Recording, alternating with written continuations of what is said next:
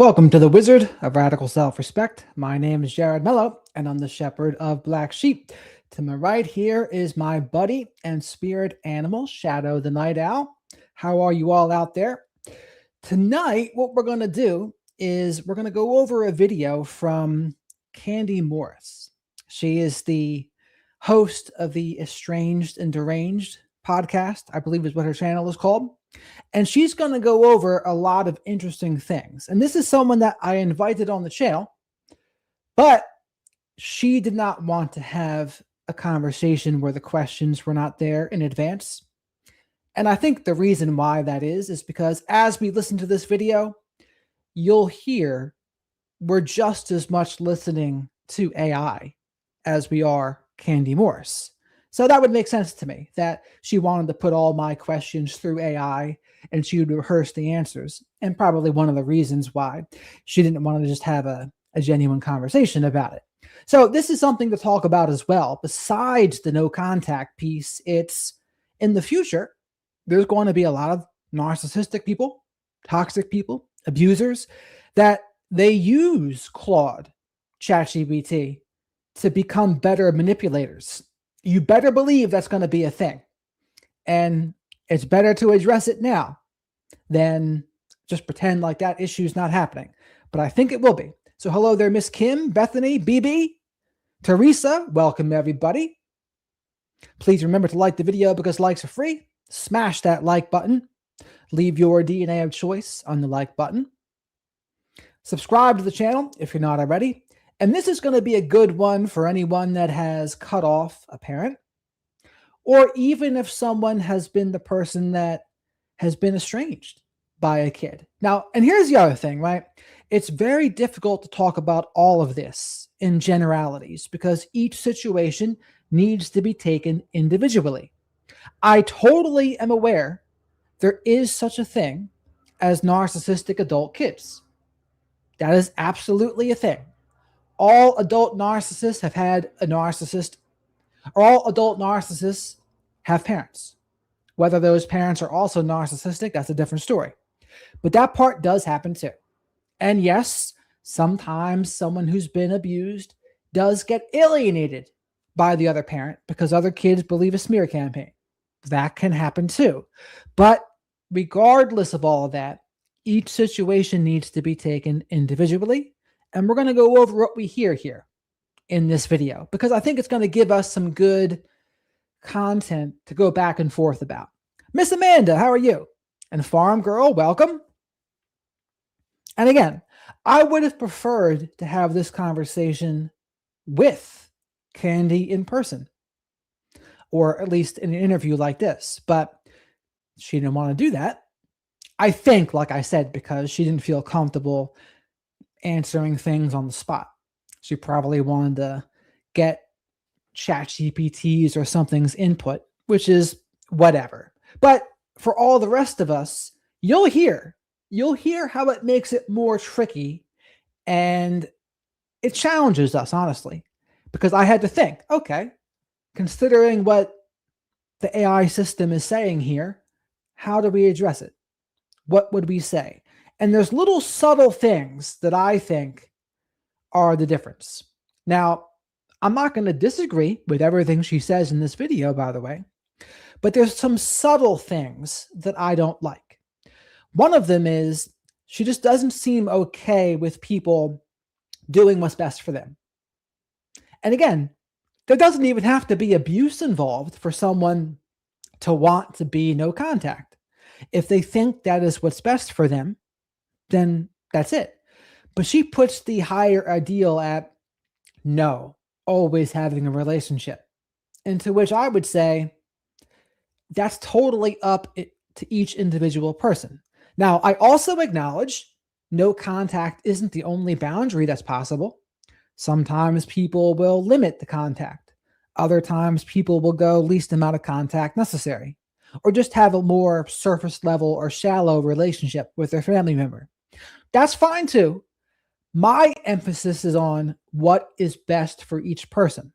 If someone decides to do that, limit the contact, have a more shallow and superficial relationship, if they choose to do that, great. But in Candi's perspective, that is no. Like the ideal is to be full contact, etc., and have all of those difficult conversations. And to which I would say, many times people have already had these difficult conversations many times. The problem is the other person wasn't emotionally safe, or they were very aggressive in how they talked about it, or they were very critical. And eventually someone said to themselves, you know what? I've had enough. And maybe I don't want my kids to grow up around this either. And if that's what someone chooses for themselves, that's what they think the best thing to do is, who is anyone else to say otherwise? That's what I would say. Ellie, welcome there, Ellie. Miss Amanda says, I would say that's pretty telling of the control factor. I would agree with that, Miss Amanda. I'll be very curious, flock of black sheep, what you think as this video plays. It's only 20 minutes, which is good, and we'll go over it. And again, as always, super chats, super stickers, and becoming a channel member or gifting channel memberships, great ways to support the channel. They all help me pay for Shadow the Night Owl's soy-free hootie snacks. He is very hormone and testosterone conscious after all. Later this week, I'll be interviewing Dr. Peter Salerno and Dr. Deborah Lieberman. We'll be going over ways to break free from traumatic cognitive dissonance, because Dr. Salerno has a new book, and Dr. Salerno and Dr. Lieberman have created a new workbook together. And we're going to go over all of that. Very interesting stuff, by the way. I thought it was they break it down into a science, how to do it, which I thought was pretty cool. And what else? I'll be speaking hopefully to Christian John again next week. I'm looking forward to that. I've been in talks with Mark Vicente to have him on the show about his new documentary, The Narcissist Playbook. Looking forward to that too. And what else? Well, I guess that's it for the announcements. I'll think of others as they come up. Hello there, D. Welcome. So, this is our friend here, Candi Morris.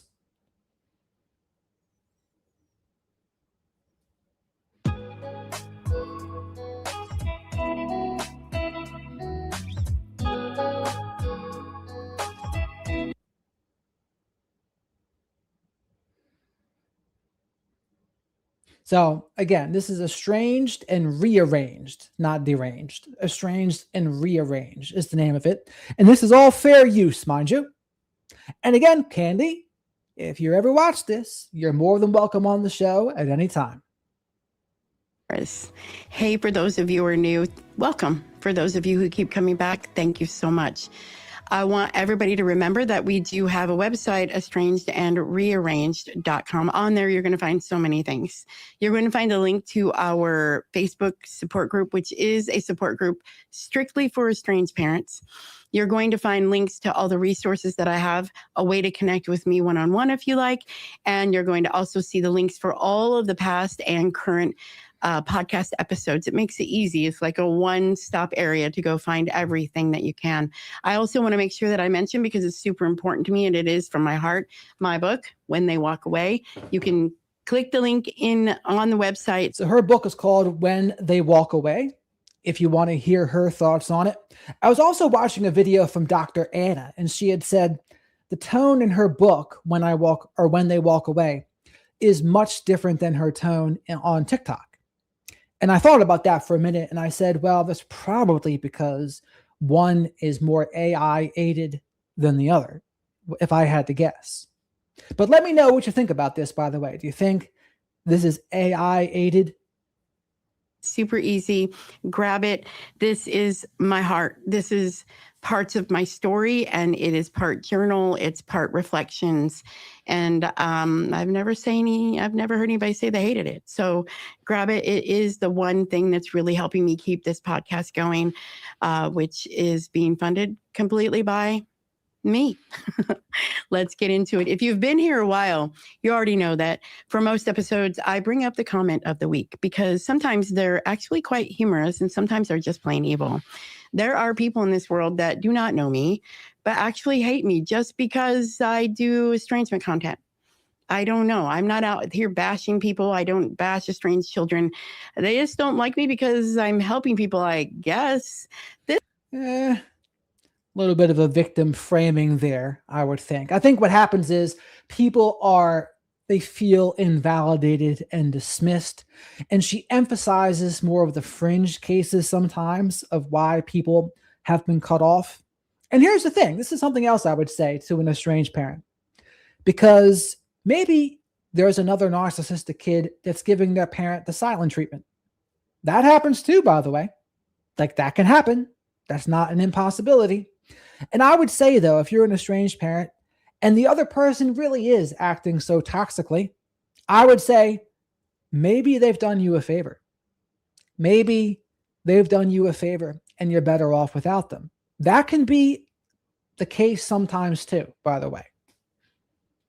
This week is from the place that I'm most hated, which would be on that wonderful platform, Instagram. Let's show you what I got.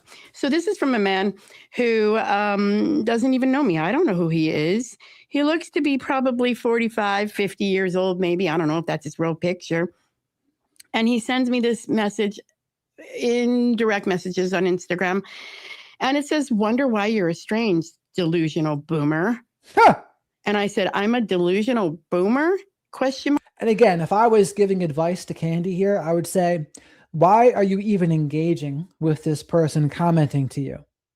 You're just wasting, it's just a waste of time. And then you're giving them more attention by even going over it on your show.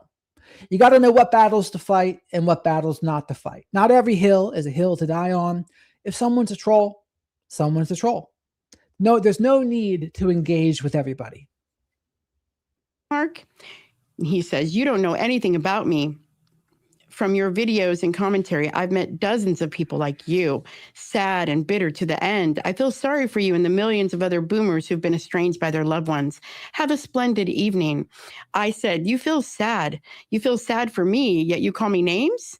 I'll pray for your dark soul, friend. Oh, wait, by the way, I'm not a boomer. I'll pray for your dark soul, friend." Kind of a condescending / patronizing thing to say. Now, granted, the other person was being hostile and antagonistic too, so. That. And then he says, "Even worse, you're Gen X and act like them. I don't need your prayers." I said, "Laugh out loud." He said, "Let it go. You're making me laugh. You know I'm right. Have fun being estranged from the ones you treat like shit." Listen, I don't know why I share this stuff, you guys. I don't know if it's so you can laugh with me. Just know that the world is dark and there are forces out there trying to pretend like estranged parents have no right to talk. But you know what? I'm not going to stop talking. I don't care how many of those I get. Candi, you're more than welcome to talk with me, right? It would just require not every question to be given in advance. I get them every single day, sometimes multiples in one day. But let's get into it. And she's not wrong. There's all sorts of trolls out there. I see them on Facebook. I see them on every platform. If you're a creator, and even if you're not a creator, you see them. They're everywhere. It's just a fact of life. And that's one thing social media has brought to the forefront. Just how many jerks there can be out there when they're given a mask or they don't think there's going to be any social repercussions. You can see a lot of jerks. So I can understand. I can understand the frustration by Candi there. Thank you for joining again. Today's episode came from an article someone sent me, and I read it, and I knew immediately that we needed to talk about it. The article was from Vice, and it was about how many people, especially Gen Z, are cutting off friends and family without warning. Now, listen, this is the kind of topic where some people tend to jump into two camps right away. One says, good for them, cut people off if you need to. The other side says, this younger generation does not know how to deal with anything. And we've got both camps, and they're both kind of right. I do not think either one of those answers is enough, though. There are situations where distance is necessary. I'm not arguing that and never have. And she's right. There are cases when distance is necessary. Where I would differ is whatever someone thinks is best for them. That's what I'm for. But there's another piece here that we need to be honest about. A whole lot of people are now using no contact as a way to avoid hard conversations. And those are not the same things. So there's people using no contact to avoid hard conversations. Is there really? Like, this is where it comes down to each individual situation. Is it possible that's happening? Yeah, sure. It's possible. But where I would differ is if someone has just chosen to say, you know what, I want to do what's best for me. And I think that's removing this person from my life. There shouldn't really be a problem with that. Like I'm all for people doing what is best for them. And even if someone's not as far as being abusive, the radical self-respect way is if they impact your life negatively enough, is there really a need for them in your life? Now, granted, it doesn't have to be full no contact.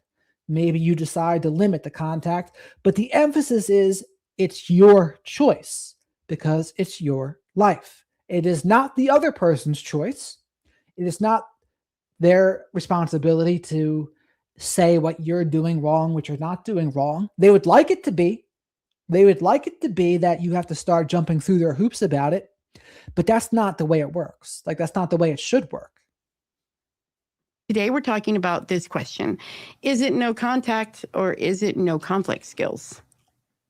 Is it?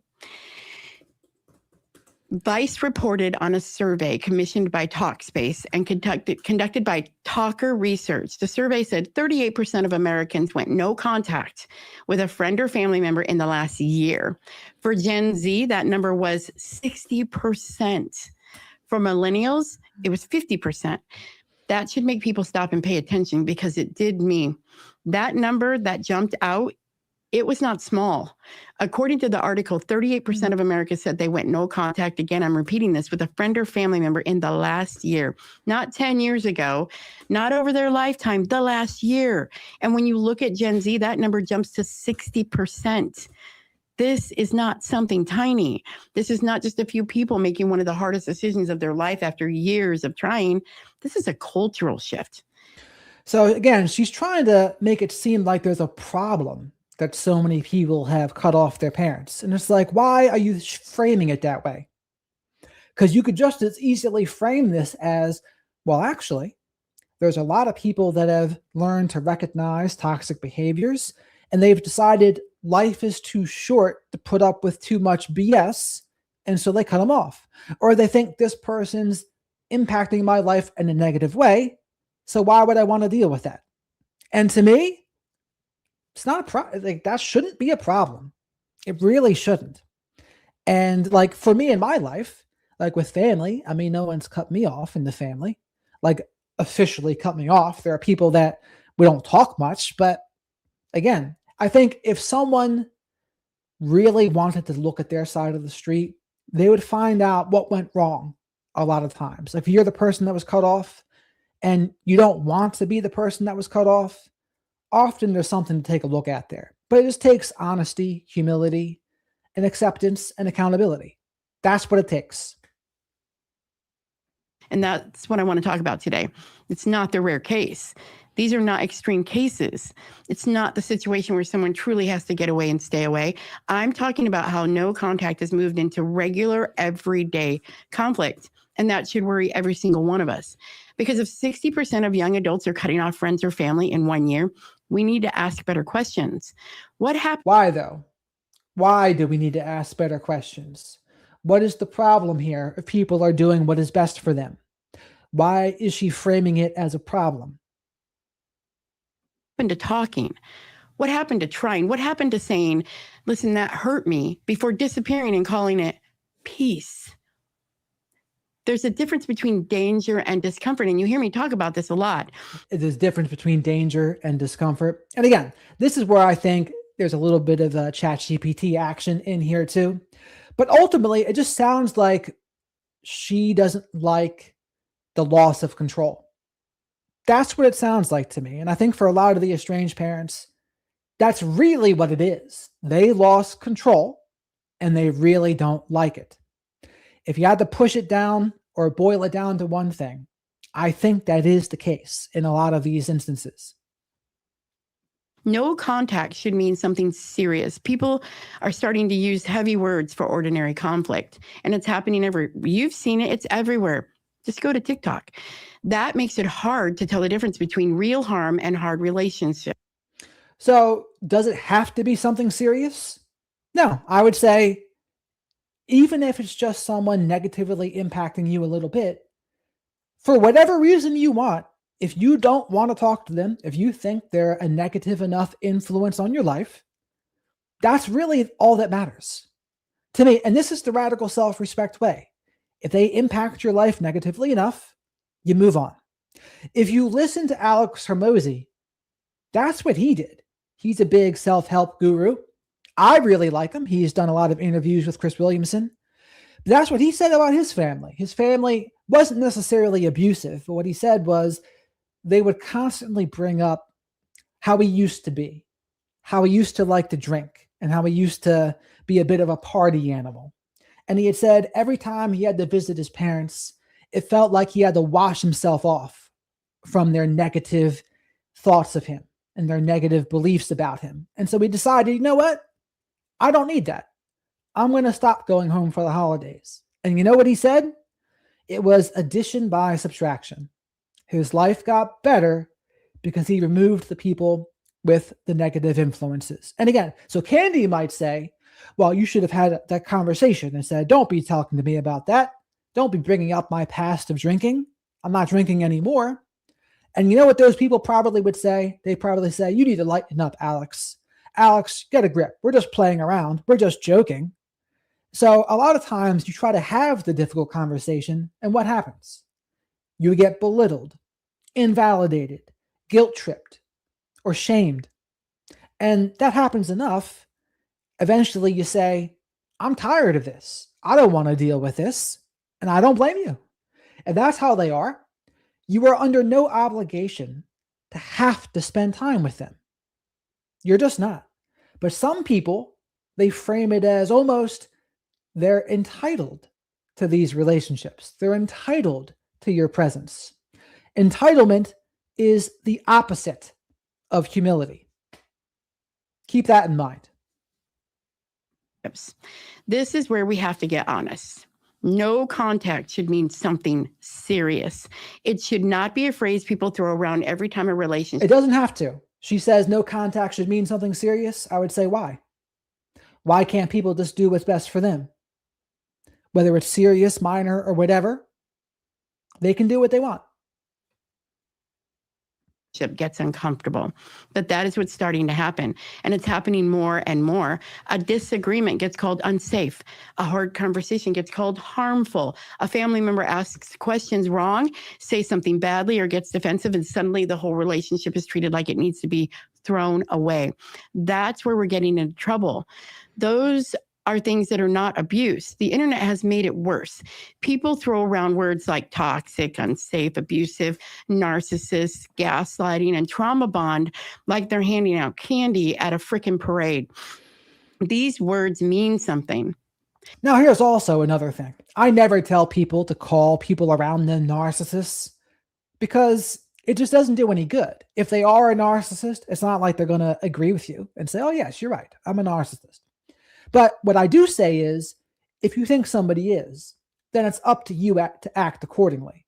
But I don't ever suggest start throwing those words around, labels. I can say you can label behaviors, like specific behaviors, antagonism, invalidating, guilt tripping, etc. But in terms of labeling them as a diagnosis, I would refrain from doing that. But they should not be used every time someone hurts your feelings, asks the question wrong, disagrees with you, votes differently, or makes you feel uncomfortable. Some relationships need limits. Some need votes differently. You hear that one thrown in there? There's some interesting questions to be had about that part, right? I wonder how much of this is also politically influenced. I bet you there's not a small number. Distance. Some need a hard conversation. Some need both people to stop acting like children and actually talk. And yes, some do need to end. But if the answer is always cut them off, we have stopped talking about the relationship and started looking for the exit. Avoidance is being dressed up as strength. You've heard that. You've heard me say this before. Talk. So, what do you think, chat? Is avoidance being dressed up as strength? And again, it kind of sounds like ChatGPT said that. But what do you think? Is avoidance being dressed up as strength? Agree or disagree? Or it depends? Let's hear about it in the chat. Space reported that many people distance themselves during difficult moments instead of communicating. People say they want connection, but they avoid the hard parts that come with it. That is the problem.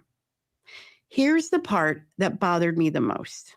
The survey behind that article said people are more likely to distance themselves during hard moments instead of talking through the problem.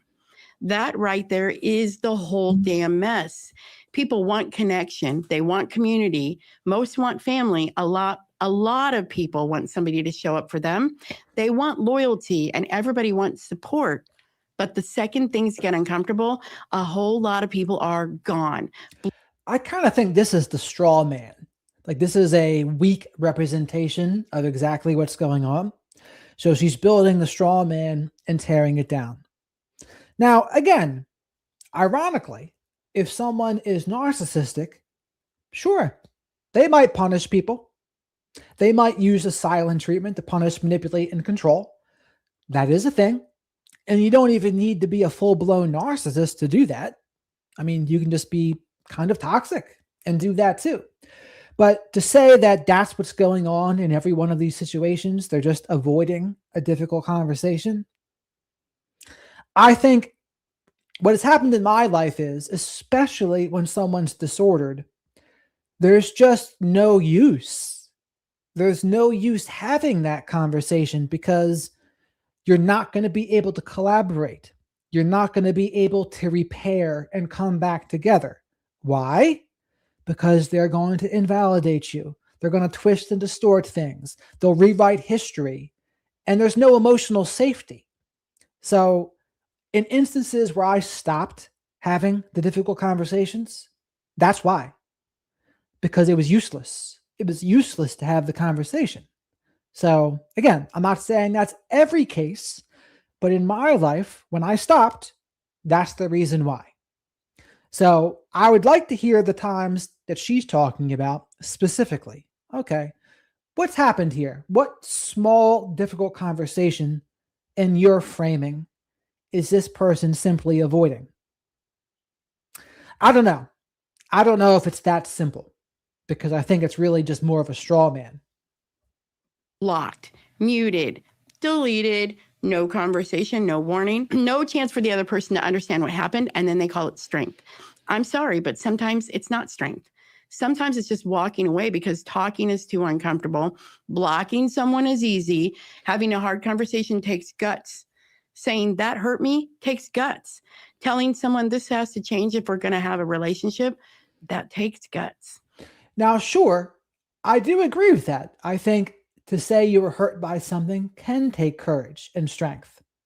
But taking a step back, you better make sure you're saying that with an emotionally healthy person. Because if that other person's not emotionally healthy, then you're at risk. Because toxic people, narcissistic people, they will weaponize your vulnerabilities against you.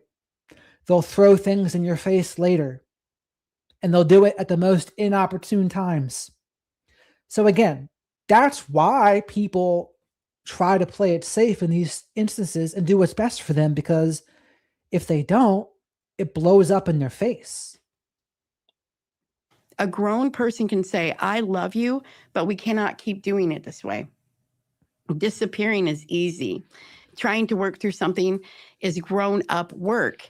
That's the piece people do not want to talk about. You cannot. So again, even how she's framing it is belittling here and devaluing and a little condescending. It's like, oh, you're avoiding it instead of being an adult and having the grown-up conversation. And I would say that is certainly not always what's happening.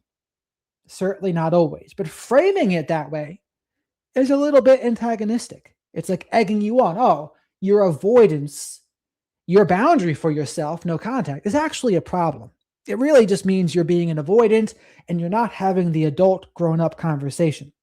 And I've heard variations of this online too, in the comment sections. They'll say, no contact is really just you running away.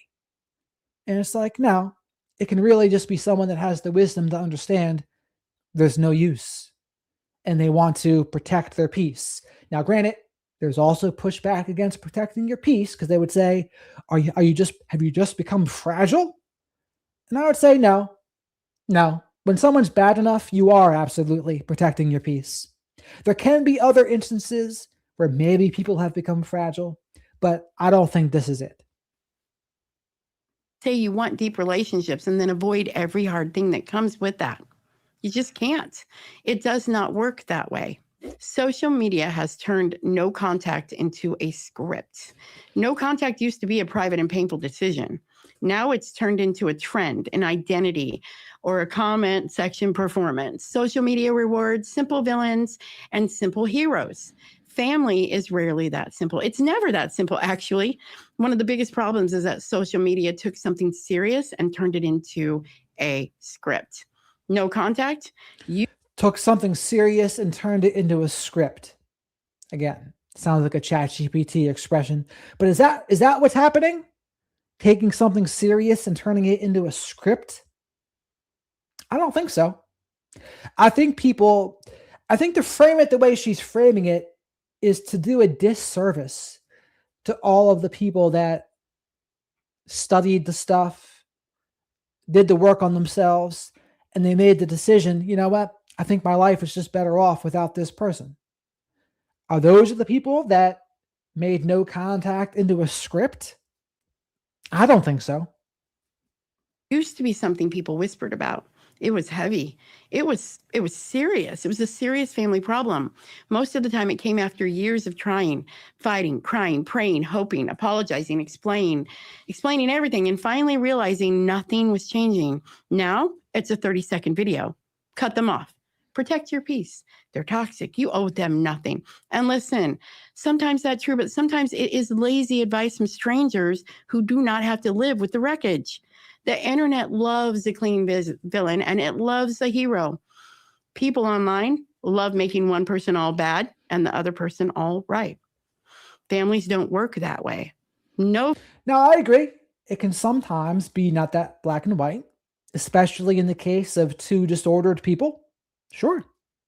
And again, that's why these generalized conversations can be difficult, because what I would say in each individual situation might be a little bit different. And I've done a lot of coaching in my day from people in all aspects of this situation. I've spoken to what I would consider narcissistic people. And when it's just one-on-one, it's fine because you're only hearing their side of the story. But then when you bring in other people and their side of the story, that's when you see things kind of fall apart. But it's interesting. It's interesting when you add more pieces. Oh, I see. And you actually see more than one perspective at the same time about that situation. You think of it differently. So each one of these scenarios, they're not all the same. And what I would say in each individual situation would certainly be different. Families work that way. Most people have hurt someone. Most people have been hurt by someone. A lot of parents got some things right and some got things wrong. Adult children may be carrying pain from their family, but that does not automatically mean every parent deserves to be erased. We have turned family. And again, her even framing it as erased. If someone goes no contact with you, you're erased. Kind of makes it seem like they're just the victim. And no contact is like a punishment. But that's not really what it is. No contact is a boundary to protect yourself. It's not a punishment. It is not supposed to be quote unquote erasing, but that's how she's framing it. So you have to be very mindful of how it's even being framed. Conflict into public entertainment. And the comment section is not qualified to decide who deserves to lose their damn family. There is a loneliness piece to this. Talkspace reported loneliness and reduced connection. CDC has warned loneliness and isolation are tied to serious health risks. I don't think this is a surprise to anyone. People cannot keep avoiding human interaction and expect deep community. Here is where this gets even bigger than family estrangement. The same survey talked about loneliness, and it said almost half of Americans said they feel lonely on a typical day. A third said they feel less connected to people than they did 5 years ago. So people are lonely, they are disconnected, and many are craving community. But at the same time, people are cutting each other off faster. They avoid hard conversations. They order online so they don't have to talk to anyone. They use self-checkout so they can avoid eye contact. People text instead of call. They ghost instead of explain. They block instead of dealing with anything. We can't have it both ways. You cannot build deep connection while avoiding every uncomfortable part of being a human. Who's doing that, though? Who is avoiding every uncomfortable part of being a human? It's like that's the straw man again, right? If I were to ask her about the specific situation, or many of the estranged parents about the specific situation, do you think that's what I would hear? Would I hear someone that's doing that? Someone that just wants to avoid the difficult conversation? I don't think so. And it's also interesting how she's putting together here. We're in an epidemic of loneliness. People are lonely, and yet people are cutting off their family members. It's kind of like the implication is, oh, you shouldn't be cutting people off because some people are also lonely. Clever, isn't it? But I would say there's no place lonelier than an abusive and toxic relationship. Don't forget that.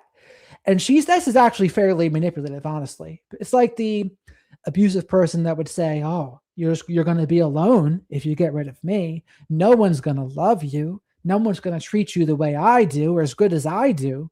But that's really their coercion to get you to stay. Remember, there is no place lonelier than an abusive relationship. When some people exit your life, it is opening up the floodgates to have more positive people come in their place. This mentality of, oh no, out of fear, I don't want to be lonely, so maybe I should stop cutting people off and doing what's best for me. No. That's BS. Shadow and I think that's BS. You can't cut off every hard person and still expect close relationships. The CDC has connected. So look at that framing. You can't cut off every difficult person and expect close relationships. Now, this heavily depends on your definition of difficult. Heavily depends. And either way, I would say the people that you're truly compatible with, the people that are your people, I mean, how much time for the difficult people do you really want anyway? Even if they're not abusive, but they're just like not your cup of tea. What's the best you're going to get out of that situation? Just a shallow relationship? A superficial relationship? That's really it. Loneliness and isolation to real health risks, things like depression, anxiety, heart disease, stroke, dementia, and early death. This is not some little social media complaint. This is a real problem. We're becoming more isolated, more reactive, more suspicious, and less willing to do the work relationships require. Then we wonder why we feel so alone. So this is what I would say to that. When you're with emotionally safe people, you are so much more able to have those difficult conversations and the grown-up conversations because you're both emotionally mature. You're healthy, mature, compatible. So yes, those relationships, definitely you should be having the difficult conversations with those people because that's going to increase the depth of your relationship together because that's a relationship worth saving. But when someone's disordered, I just can't endorse that. I can't endorse constantly having those difficult conversations and opening yourself up to them because it's just going to hurt you at a point. Now, again, I'm not even saying going no contact is the only way to handle that. Limiting contact is another option. Shallow and superficial relationship is another option. Least amount of contact necessary is another option. But to tie these things together, there's loneliness, and you shouldn't be cutting people off if loneliness is a problem for people. I don't like that framing. Now reports 20% of Americans are estranged from a close relative. That is about 68 million people. Family estrangement is not rare. This issue is how easily people now justify permanent cutoff. Now let's bring this home to what we are talking about here. Cornell's Family Estrangement and Reconciliation Project reports that more than a quarter of Americans are currently estranged from a close family member. Let's talk about that again. I said it a moment ago, 68 million people. This is not rare. This is not a handful of families. This is everywhere. And what concerns me is not that estrangement exists. It's always existed. There have always been families with serious harm, addiction, violence, cruelty, betrayal, and things that people couldn't get past. What concerns me is how normal it has become to treat family as disposable. So, how normal it's become to treat family as disposable. And again, behind all of this, what's going on? It's almost like, because what's the opposite of disposable? It is an entitlement to stay, regardless of how you treat someone. And I can't help but to think there's just an element of a need for control behind some of what she's saying here. Even a parent that says the wrong thing, a grandparent that asks too many questions, maybe a sibling has different politics, a family member doesn't use the right words, someone disappoints you, someone does not understand you, a conversation makes you uncomfortable, and suddenly we are not talking about a hard conversation. We're talking about no contact. That's the part I cannot get past, and you shouldn't either. I'm going to rewind that, because that basically what she said there, I think, are some of the reasons people cut people off. And let's pay attention to how she framed it, because that's the important part. It's always existed. There have always been families with serious harm, addiction, violence, cruelty, betrayal, and things that people couldn't get past. What concerns me is how normal it has become to treat family as disposable. Even a parent that says the wrong thing, a grandparent that asks too many questions, maybe a sibling has different politics, a family member doesn't use the right words, so someone has different politics, family member doesn't have the right words, points you, someone does not understand you, someone disappoints you, someone doesn't understand you. Those could all be things people say when they don't feel emotionally safe with someone, and they feel invalidated by someone, and they just don't really like them. Those could all be things that someone in that position would say. And she's saying, well, you still should be trying to have those difficult conversations, regardless of the fact you feel unsafe and invalidated and don't even like them. And I would say, who says? Why? Why is that a thing? I'm here to say it shouldn't have to be a thing. It not just shouldn't, it doesn't have to be a thing. You can do what is best for you. If you don't feel emotionally safe with someone, you've tried to have the conversation, you're under no obligation to stay. That's what Shadow and I have to say. A conversation makes you uncomfortable, and suddenly we are not talking about a hard conversation. We're talking about no contact. That's the part I cannot get past, and you shouldn't either. Because when family becomes disposable, it does not just affect those two people. It affects grandparents. It affects grandchildren. It affects siblings. It affects cousins. It affects holidays. It affects family stories. It affects the people who are told to pick a side. And sometimes nobody even really knows what happened. They just know one person is gone, another person is blamed, and everybody else is walking around trying not to step on a landmine. And that's not healthy. No. That's not peace. And that is a family system learning to survive around silence. Listen, do not chase. I got distracted. It affects cousins. It affects holidays. It affects family stories. It affects the people who are told to pick a side. And sometimes nobody even really knows what happened. So I would say also, if you're the estranged parent out there and you're not happy that you are, the goal is to just continue working on your side of the street. Work on honesty, humility, accountability, doing some honest self-reflection, wondering, well, why did this person feel the need to cut me off? And all you can do is work on your side. That's it. And sometimes Candi does say that, to her credit. She does say that. And she says sometimes people should be cut off. And she's right about that. But I would say a lot of this other emphasis, I don't know what the goal is. It kind of seems like the goal of it is to kind of guilt trip people from cutting people off. It's kind of what it seems like to me. Trying to say, well, if some people cut people off, they're going to be lonely. And if you cut people off, you're really just avoiding a difficult conversation. And it's like, is that really what it is? Certainly not always, if even, certainly not usually even the majority. Just know one person is gone, another person is blamed, and everybody else is walking around trying not to step on a landmine. And that's not healthy. That's not peace. And that is a family system learning to survive around silence. Listen, do not chase, do not gravel, do not harass. Stop apologizing to a locked door. Own what is yours. Stop owning what is not.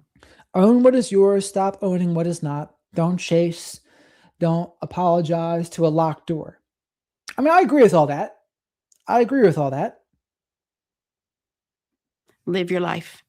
This is what parents and grandparents need to hear. Do not chase. Do not grovel. Do not harass. Stop apologizing to a locked door. Own what is yours if you need to. Stop owning what is not. Live your life. For the parents and grandparents listening, I want to directly talk to you for a minute. This episode is not me telling you to chase. I'm not telling you to send 25 texts. Nobody needs to beg somebody to love them. Do not pretend nothing happened. And do not take this as me saying you did everything right. Own what is yours. If you hurt your child, own it. And that is correct. If you hurt your child, own it. If you were too harsh, own it. If you were absent, own it. If your choices cause damage, own it. Say it clearly. Apologize without turning it into a courtroom argument. But then stop owning what is not yours. Stop apologizing for things you did not do. And quit accepting. I wonder how often that's really happening. People that are apologizing for things they didn't do. I would think that's more common amongst victims of abuse, if I had to guess. Or not if I had to guess, I would say it definitely is. It definitely is more common amongst victims of abuse. Labels that don't fit. Do not let people rewrite your entire life because they're angry right now. Stop groveling at that locked door. There's a difference between humility and self-destruction.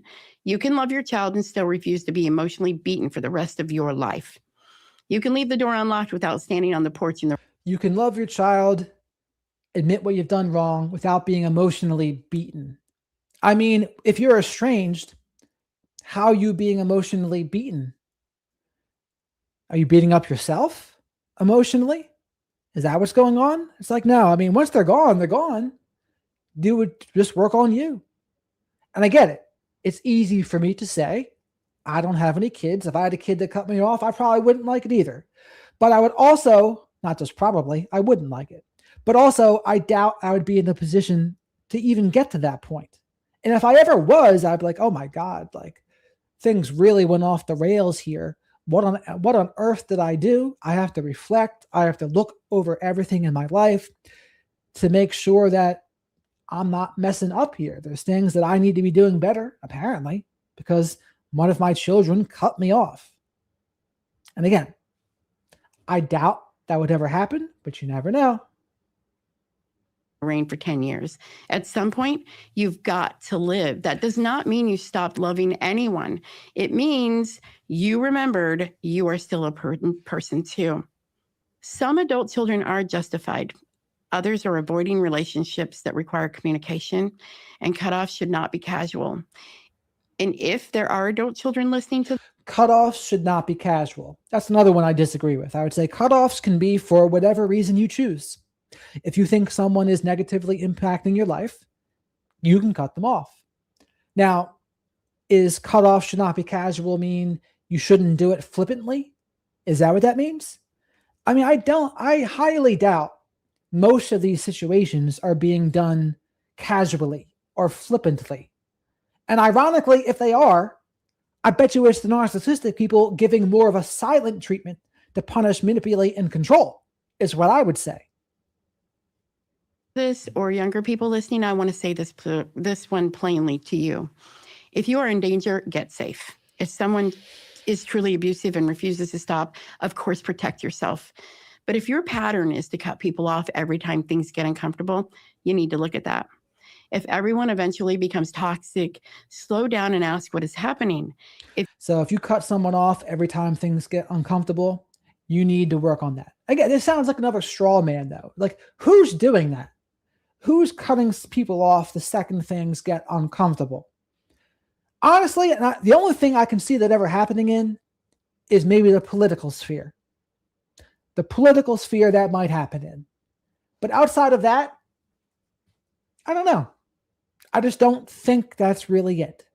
But I think what happens in the political sphere is when people have different opinions on it, like maybe there's a leftist versus a MAGA, they are so far removed ideologically, they're so different that it's just very difficult to have a relationship in that case.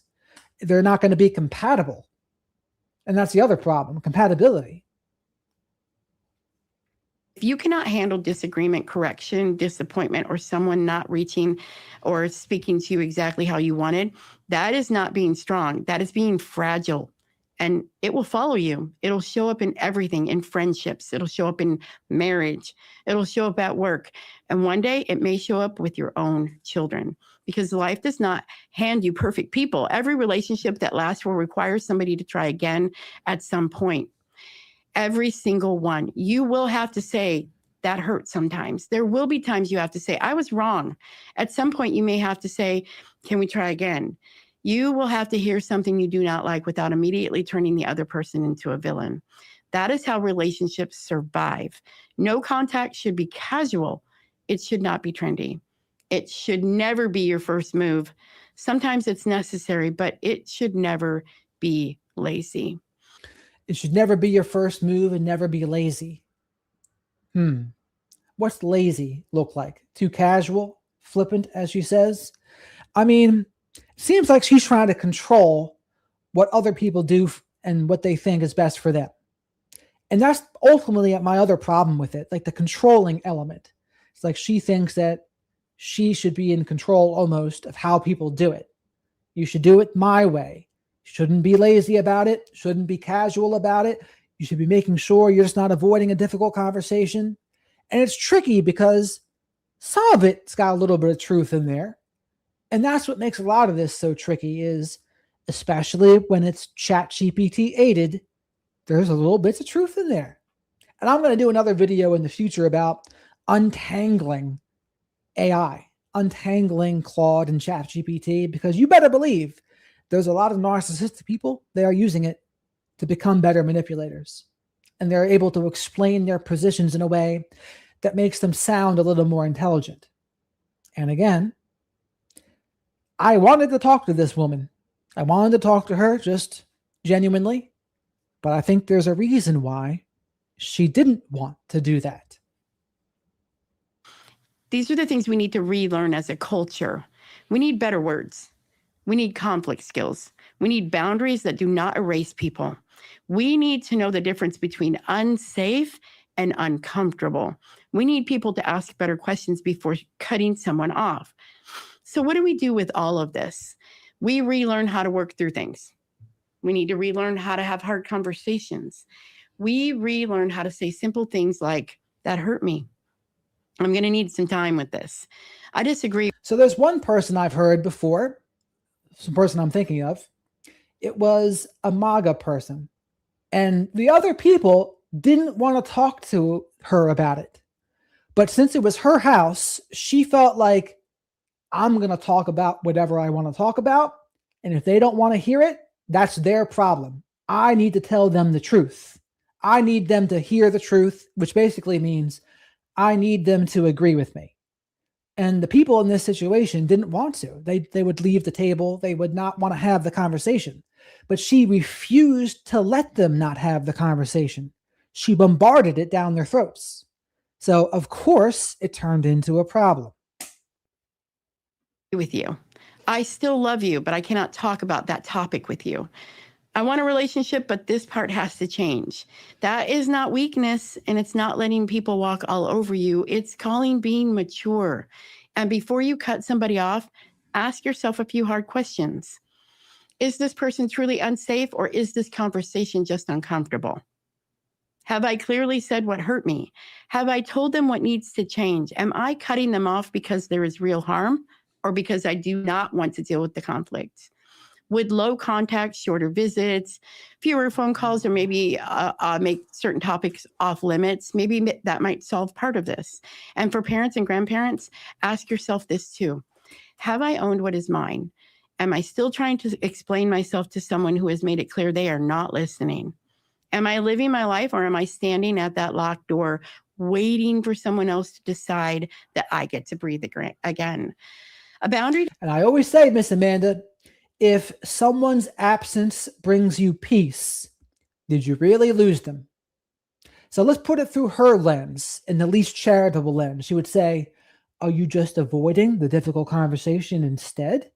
And you feel safe in your avoidance? And I would say, I highly doubt that's exactly what's happening. And I think, again, with her perspective here, there's a little too much control and entitlement for my liking. It does not always have to be a brick wall. Sometimes it can be a fence. Sometimes it can be just a locked gate. By the way, Shadow and I want to remind you all to like the video because likes are free. Spank the like button. Leave your DNA of choice on the like button. And as always, subscribe to the channel too and say hello to the flock of black sheep in the live chat here. We have a great group of folks, amazing, supportive group. And super chats, super stickers, and becoming a channel member or gifting channel memberships, great ways to support the channel.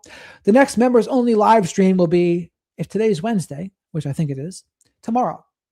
Tomorrow, probably between 8 and 9 p.m. Eastern.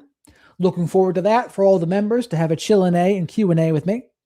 And Shadow and I want to thank you all for all of the support that we've gotten so far. Maybe it's a slower pace or a shorter visit. Maybe it's we are not talking about politics. Other times it can be you can see the kids, but not when you're drinking or whatever you're doing. It can also be I love you, but I'm not going to be yelled at. Boundaries can protect a relationship. But today, too many people are using boundaries to end relationships without ever having a conversation. And that's not the same thing. And we need to be brave enough. Too many people are using boundaries to end a relationship. Why are you framing it as too many? I mean, no contact is a boundary. If someone chooses to do that and they're being abused or mistreated, why would that be considered too many? Because here's the other thing. If you're an abusive person, a narcissistic person, a conversation is going to do you no good because they're not going to agree with your assessment. They're not going to agree with your boundaries. They're not going to validate your perception of reality. If anything, they'll try to suck you into a never-ending circular conversation. And you might be tempted to jade, justify, argue, defend, or explain. So a lot of times, it's like they almost feel entitled to an explanation. And it's like, are you entitled to an explanation? Not always. Certainly not always. And there's a lot of times when an explanation might even become dangerous for that person. Because what do we see in the true crime world? A lot of them would say, if I can't have you, no one can. And leaving is a dangerous time in those dynamics, correct? So it's about doing what's best for you, not worrying about, oh my goodness, I'm enforcing a boundary and consequence without giving them the explanation. And I would say, if the relationship is already so far gone that you're going no contact, is an explanation really required? I don't think so. To say so. There is a point where we need to give hope without living in the waiting room. Here is where I land. Some people have earned being cut off. But if cutting people off becomes the normal response to discomfort, disagreement, or disappointment, we are going to end up with a very lonely world full of people who all believe they are protecting their peace. And maybe some of them really are. Some are just alone, and there is a difference. No contact can be necessary. Working through things can be necessary too. Accountability still matters. Hard conversations still. But the working through it part this is what I would say about it. You only want to do that with people that you want to have a relationship with, that you feel emotionally safe with. You can have a valuable and loving relationship. And if you don't think that's possible, no one should be forcing you to do it. If you want to, you can do maybe a limited contact, or again, a shallower type relationship with not as much depth if you want to. But if you don't want to, who am I to tell you that you should be wanting to? It's like, no, everyone should be doing what's best for them. And again, for me in my own life, there's really only one person I've truly cut off. Outside, or again, I should say in the family. There's others outside of the family, but in the family, just one. And that's because they were a dick, repeatedly a dick. And so I said, no, no more. But other than that, there's no one. So that's what I've chosen to do in my own life. And sure, there's certainly a couple other what I would consider problematic people that I don't really see very often. And I don't really choose to have a relationship with depth with them. And that's how I've chosen to handle it, as opposed to going full no contact. That's me. But what category each person goes into, that's totally up to you. So I'm demonstrating for you all here. I've got several categories in my own life. So if people want to do it that way, they can too. No matter, giving somebody a chance to understand what they did wrong really matters. Realizing that a person can love you and still disappoint you also matters. We have to stop treating every uncomfortable relationship like a threat. We have to stop treating every uncomfortable relationship like a threat. It's like a ChatGPT fortune cookie here. But again, I think this is where it comes down to, where's your line? What's the line of things that you're willing to tolerate? Now, no one can choose someone else's line. And a lot of what she sounds like she's trying to do here is choose what other people's lines should be. But again, without the specifics of each situation, it's hard to give specific pushback because there's nothing really to push back upon. You can only push back on the generalities. So I would say that would depend, right? But have a line for yourself. Like, I have a line where once you've crossed it, because I just don't think it's useful to be involved with you, and I don't really feel safe and or connected with you, that I'll just kind of emotionally cut off. Emotionally cut off can be a little bit different than physically cutting off, though, too, by the way. But there's also a line for physically cutting off. What's that line for you? I mean, personally, the line would be, for me, character assassinations, attacking you, twisting and distorting what you say, gaslighting you, invalidating your perception of reality constantly, triangulating you with others, smearing you to others. Once those things happen, it's like, nah, you're just done. And unfortunately, sometimes flying monkeys of those people, they fall under that umbrella too. And so for those, at most, least amount of contact necessary. We have to stop calling every difficult person toxic, and we have to stop pretending that cutting people off is the same thing as fixing the problem.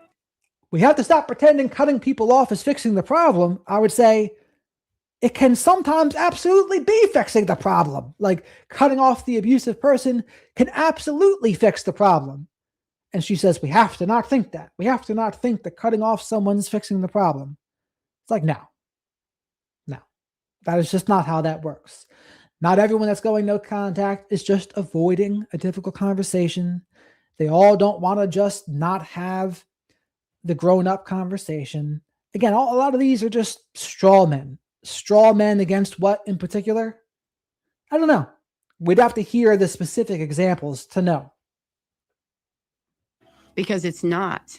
You cannot cut every hard person off and still expect close relationships. If this episode hit something in you, share it. Send it to somebody who needs to hear it. So we can do one more video of hers. And honestly, someone asked before why I'm not talking about the Nolan Wells case. I don't know. I just never really got into it. I didn't think it was a part of like my skill set to talk about that case. I get more passionate talking about this kind of topic or other kinds of psychology topics. The true crime topics I like the best are when I can use the knowledge that I already have to give some insights, whether it's Dr. Michael McKee and the Monique and Spencer Tepe double murder, or the Nick Reiner case. I can talk about addiction and mental health and that whole thing. I have experience with all that. The Nancy Guthrie case, I mean, that was a little bit different, but I was still able to use some of it. And just in terms of like, how do you figure out what's true and what's not true? I have a passion for doing that too. But I don't really know as much about the Nolan Wells case. I'm not ruling it out talking about it.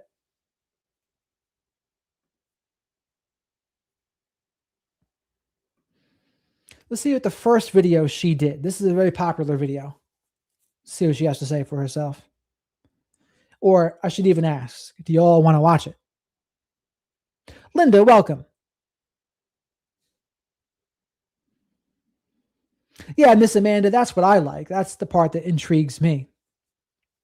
And there are some true crime cases where it's just kind of slash 'em, dash 'em, and there's like not as much depth for me to go into. Those aren't as, I don't know if intriguing's the right word, but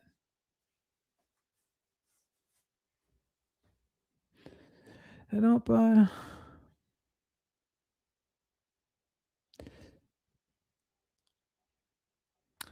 Did you throw a book at the skunk? I don't know what that means, Ellie. Oh, he's talking to Awakened.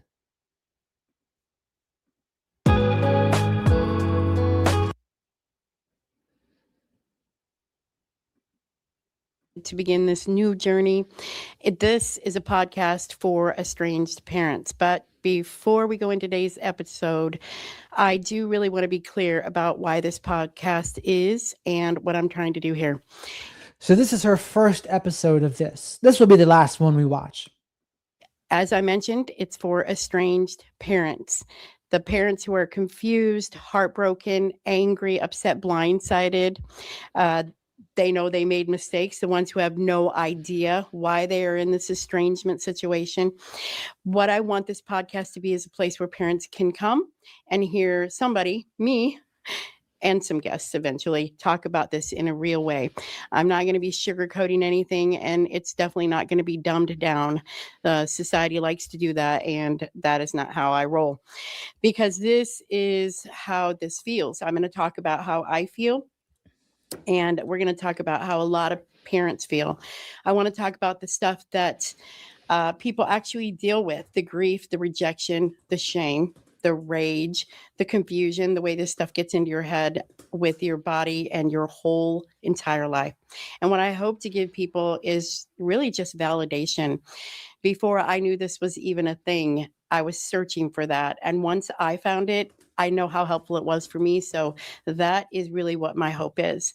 I want you to feel seen because I see you. I want you to know that you are not crazy. The world's going to try to tell you that you are, but you're not. I also want to help you understand that this pain that you're going through, you can get through it and you can heal and you can stop letting it wreck your whole entire life. And that's what I want to offer. I want to help you name it, because naming it is going to make you help you understand it. And then it's going to help you get your footing back a little bit. So today's episode is about what estrangement does to a parent.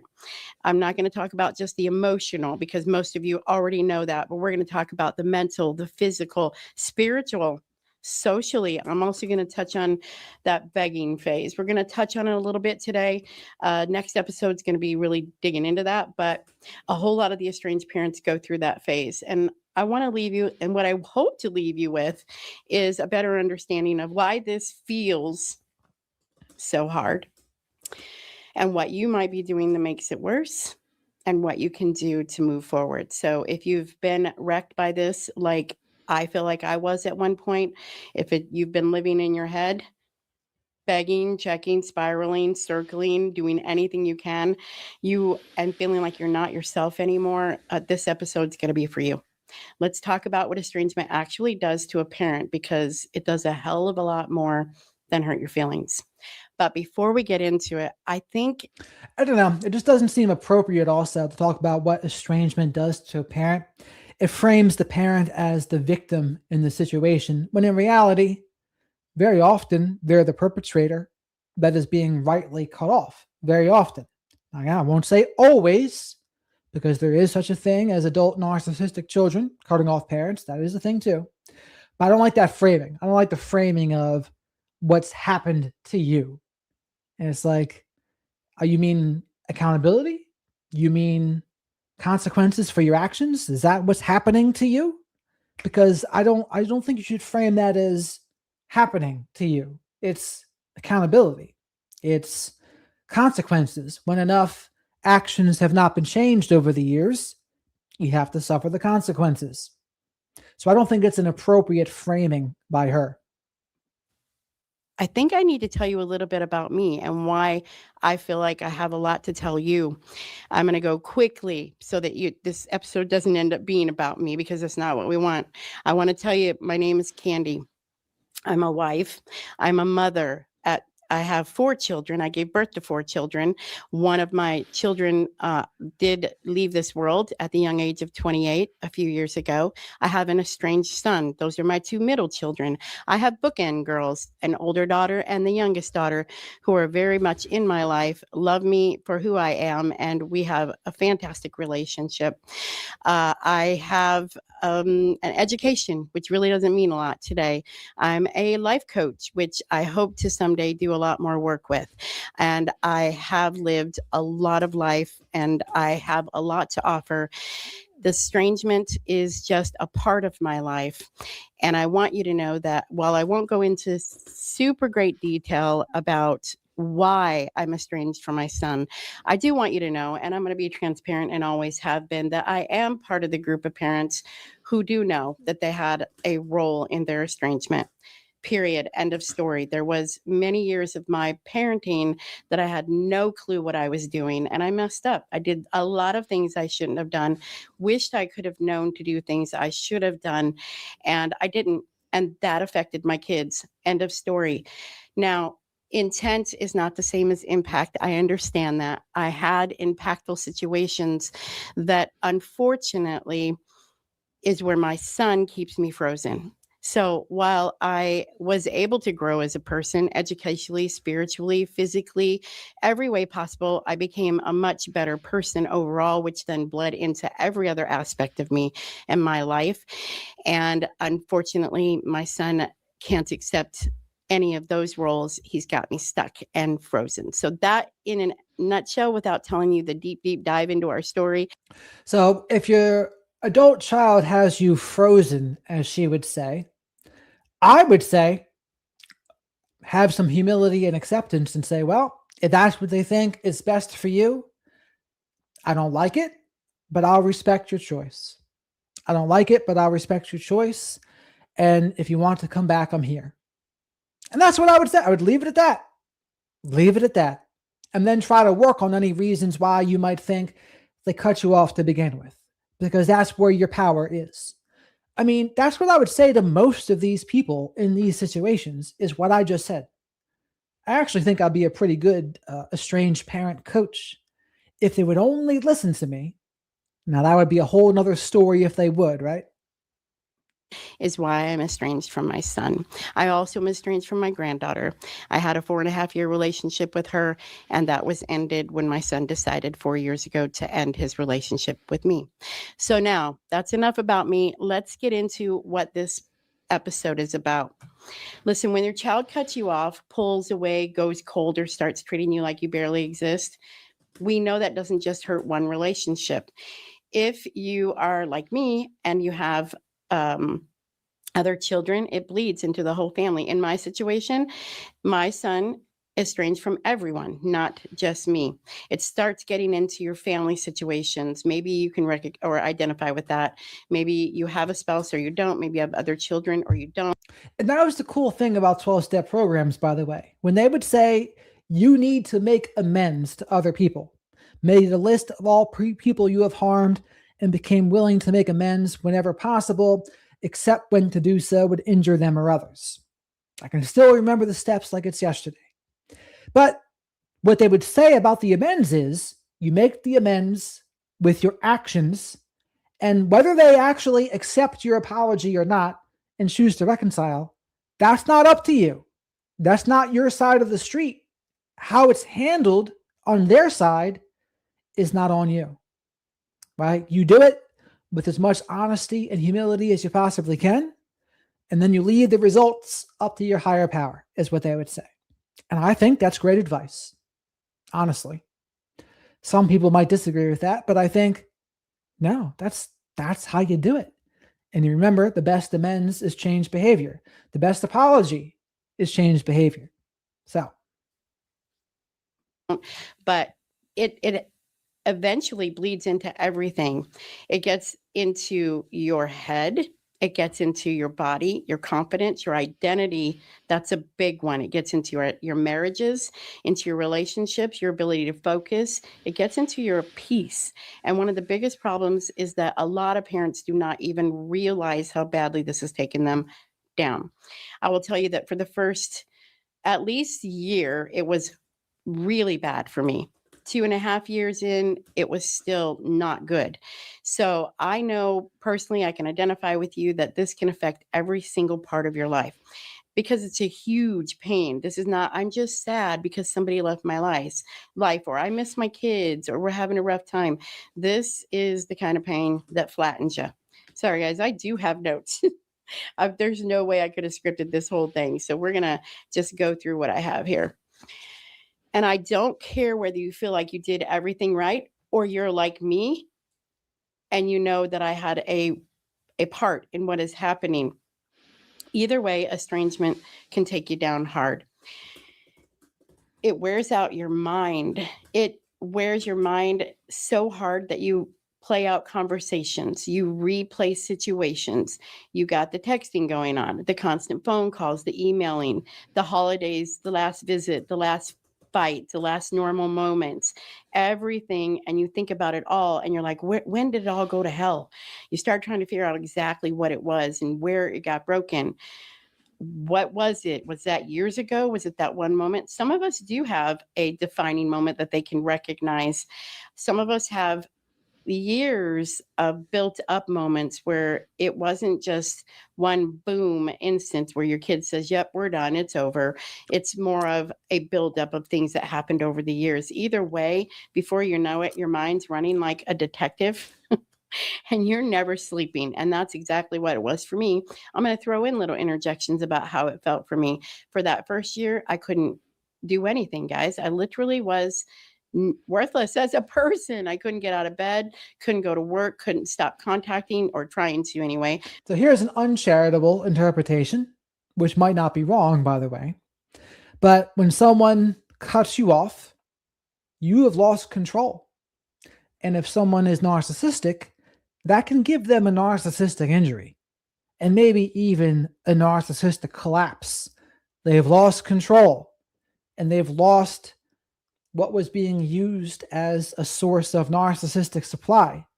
And then you start doing exactly what she just said, pretty much, because you've gotten a severe narcissistic injury turned into a narcissistic collapse because you lost control. And again, a lot of narcissistic people can be hypersensitive to criticism and perceived criticism, and that can certainly give them a narcissistic injury too. They don't like consequences. The consequences of their actions are a very painful and difficult time for them. My husband finally had to look me in the face and say, what are you doing? You're destroying yourself. I was living in guilt, living in anger, and going back and forth between both of those. And that can be super exhausting. It can get into your body too. This kind of grief can affect you physically. It can get into your mental health, your emotional health. It can make you sick to your stomach. As I mentioned earlier, you can have sleep issues. Some people talk about having their chest feel like they're just not well at all, heart palpitations. Some people go numb, they feel panicked, develop anxiety. There are estranged parents out there going to work because some of and awakened You reminded me of something here. She said, I teach my daughter the same butterflies are actually a warning system. It's like the Buddhists would say the person for you is not the person that makes you weak at the knees and makes your heart race. It's the person that you feel calm with and at peace. Big difference, right? So, what you said reminded me of that. Of us have to. I eventually did have to go to work, but we still have to move forward. And doing that with this kind of effect on your body can be very, very difficult. It matters to say this because otherwise you start thinking that something's wrong with you. And there is. You got to know that there is something wrong. It's very, very wrong that this is happening. And that's why it hurts so bad. And So, again, why is she framing it as wrong? It's a very interesting word choice, framing it as something wrong is happening. Because, as Yoda would say, from a certain point of view. From another point of view, is someone else finally stood up for themselves and did what is best for them. For them, it is certainly not wrong. In fact, it could be the opposite, empowering, one of the best things they ever did for themselves. And here she is framing it as something wrong has happened. I don't like that framing. that's why your body knows it. The next part I want to talk about is how it messes with how you see yourself. And this is kind of one of the biggest things that we talk about a lot in our group. I want to mention, I'm going to take a minute here and mention that we do have a Facebook support group. It's called When They Walk Away. It is an estranged parent support group. So we do our best to try to vet everybody and make sure that people who don't belong there are not there. But it is a support group and we do have support meetings here. But what I was coming back to is the biggest thing that we chat about and that I run into is the fact that estranged parents a lot of times lose their identity. They forget who they are because a lot of us put a lot of effort and a lot of ourselves into being a parent. Now, what does that look like, perhaps? Does that look like someone that puts a lot of effort into someone? Is that someone that might be living through their children? And what kinds of people might do that, by the way? Or does it look like someone that might be trying to control their children? Could it possibly be? I think so. And this is one of the worst parts. And I cannot tell you, I think it comes up daily for me. Most parents, being a parent was one of the biggest things of who we are. Some people put all of their life into it. Some estranged parents, that's what they were. They didn't work outside the home. They were parents, they were coaches, they were the homework help, they were the teachers, they were everything to their kids. That was their identity. And because that relationship gets cut off, some people don't know what to do with themselves. And then they think, what does this say about me? If I'm no longer a parent, what am I exactly? Does this mean it cancels everything about what I did? Does it cancel everything I did well? Just because this one kid or kid decided that they don't want anything to do with me? So, again, narcissists lack an authentic self. And I'm not calling her a narcissist, but I'm just using it as a teaching tool here. A lot of narcissists do lack, or narcissists do, period, lack an authentic self. They have their grandiose fake self that they use in its stead, but there's nothing underneath it. There's no substance. It's one of the reasons they're hypersensitive to criticism and perceived criticism. But when they have, and maybe for someone who's an estranged parent, being a parent to the child is part of that grandiose vision. Then they lose it and they've got nothing underneath. Narcissistic collapse, narcissistic injury. Is that where I need to live because I must suck as a parent? Absolutely not. That's where shame comes in. And that is what estrangement tries to do. It tries to shame you into believing that because you're not a parent anymore, that means you're not anything. And if you sit in that too long, you start believing it. And what I want to say about that part in particular is I would like you to think about this. If identity is one of the things that you're struggling with, I would like you to remember that you were something before you were a parent. None of us were No, that is a good suggestion. Yes, you were something before you were a parent. I agree. That is a good suggestion. born being parents. You had interests. You had, I'm sure all of you had other things that you were doing. You were a person. And right now, just because you can't actively participate in the role of being a parent, your identity is not taken from you. You are still a parent. You just can't participate in that role. And that means you have to find other things to do, because if you sit in that, you will stay stuck. And I don't want you to do that. I want to talk a little bit about the estrangement situation happens. A lot of you are going to identify with me on this. We're going to talk about that begging phase. This was a big one for me, huge, actually. The begging can look all kinds of different ways. The texting, the phone calling, the emailing, the drive-bys, the trying to reach them through social media, the stalking of social media, stalking their homes, trying to get to them through other family members or their friends. A lot of you are going to know exactly what I'm talking about. Now, I am not saying that you shouldn't do these things, and I'm not saying it to try to shame anyone. And this is why I also say, folks, just like Southpaw said, I don't ever tell someone to tell other people they're a narcissist. But what I do say is, if you put their behavior through the lens of everything they do is about power, control, managing their image, narcissistic supply, and avoiding accountability, does it make sense? If you put their behavior through that lens, does it then make sense? Because if it does, that is not something to ignore. To be honest, I'm actually a little ashamed of myself. I am one of those people that don't erase any texts or messages.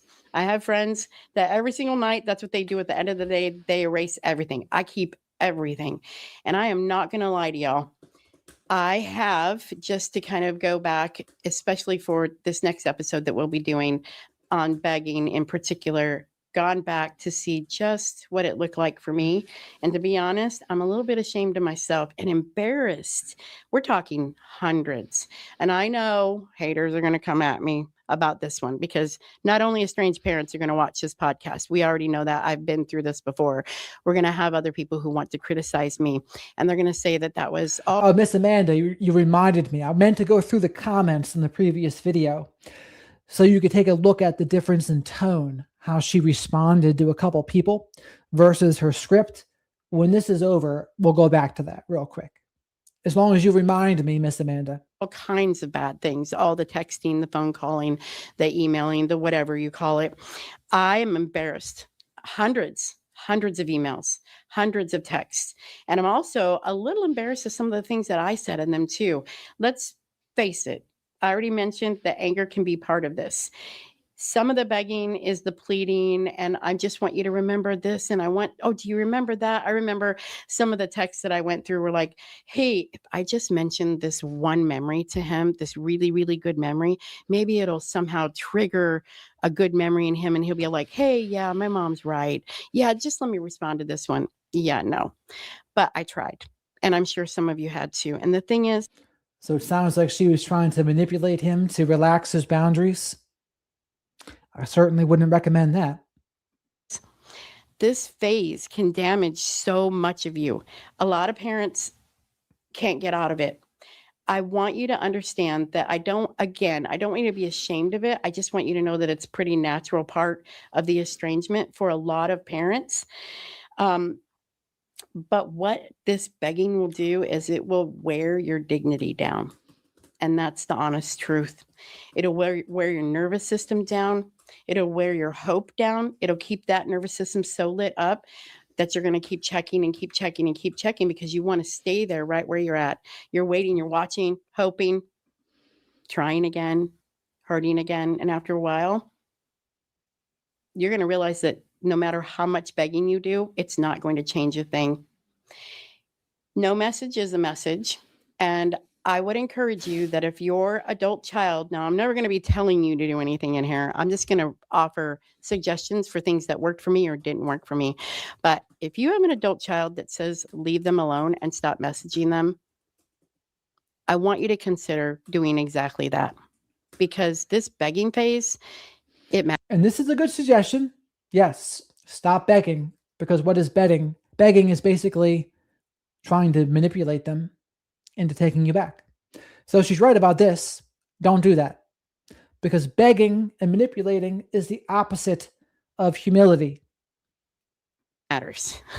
It can hurt you in so many ways. And some of that, again, can hurt you so badly that you lose sight of everything. I talked recently with a mom, and her and I worked really hard together because she couldn't go a day, not day. And I tell you, I've been there, so I can identify with her one day without trying to reach out.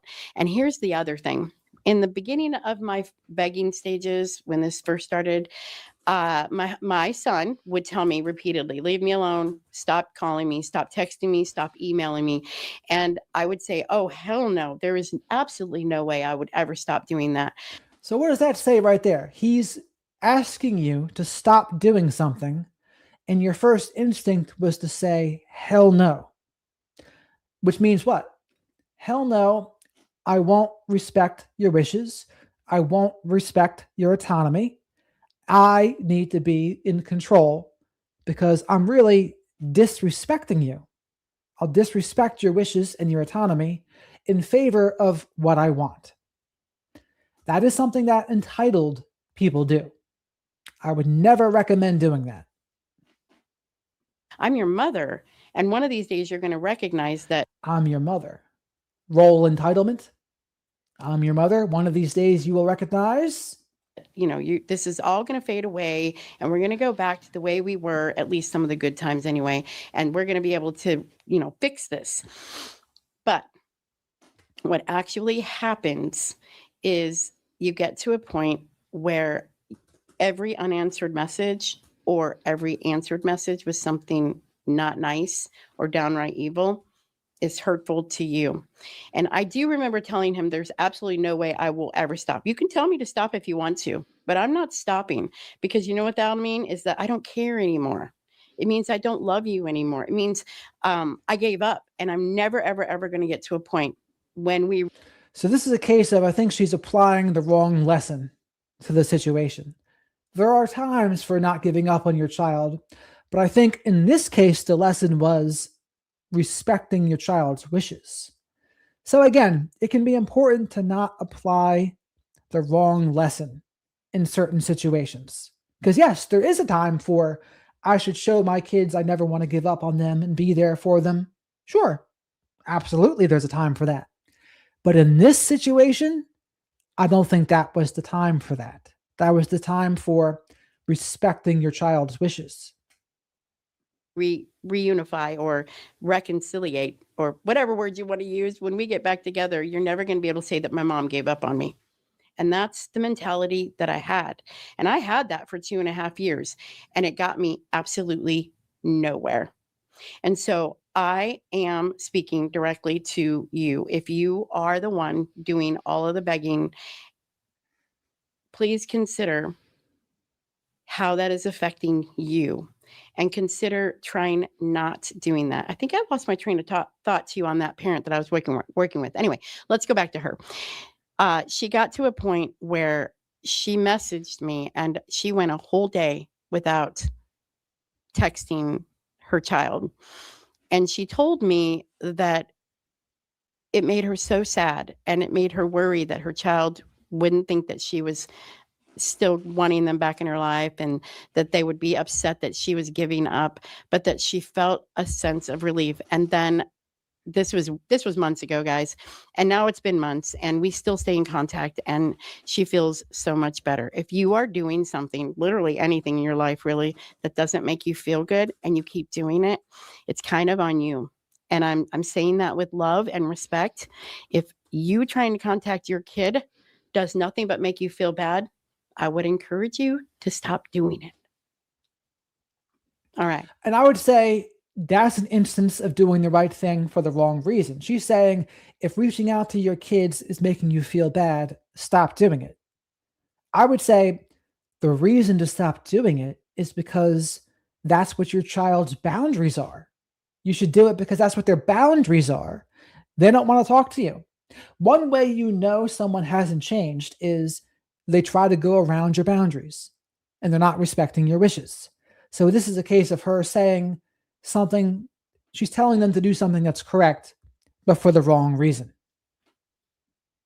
We've talked about how it can affect you mentally, physically, and how it can cause you to do behaviors that are harmful.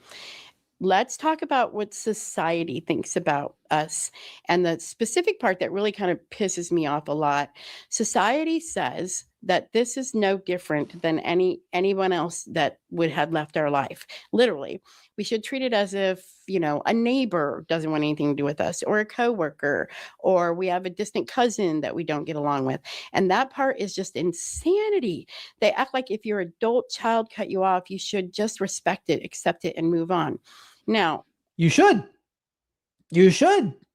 But basically, what she's saying here is I have such role entitlement that it shouldn't apply to this situation. But let's hear her explanation. yes, if it were that easy, if we could accept it easily, respect it, and just move on, we would do that, just like as if a neighbor didn't want anything to do with us, or a distant cousin, or whatever, a coworker that got on our nerves.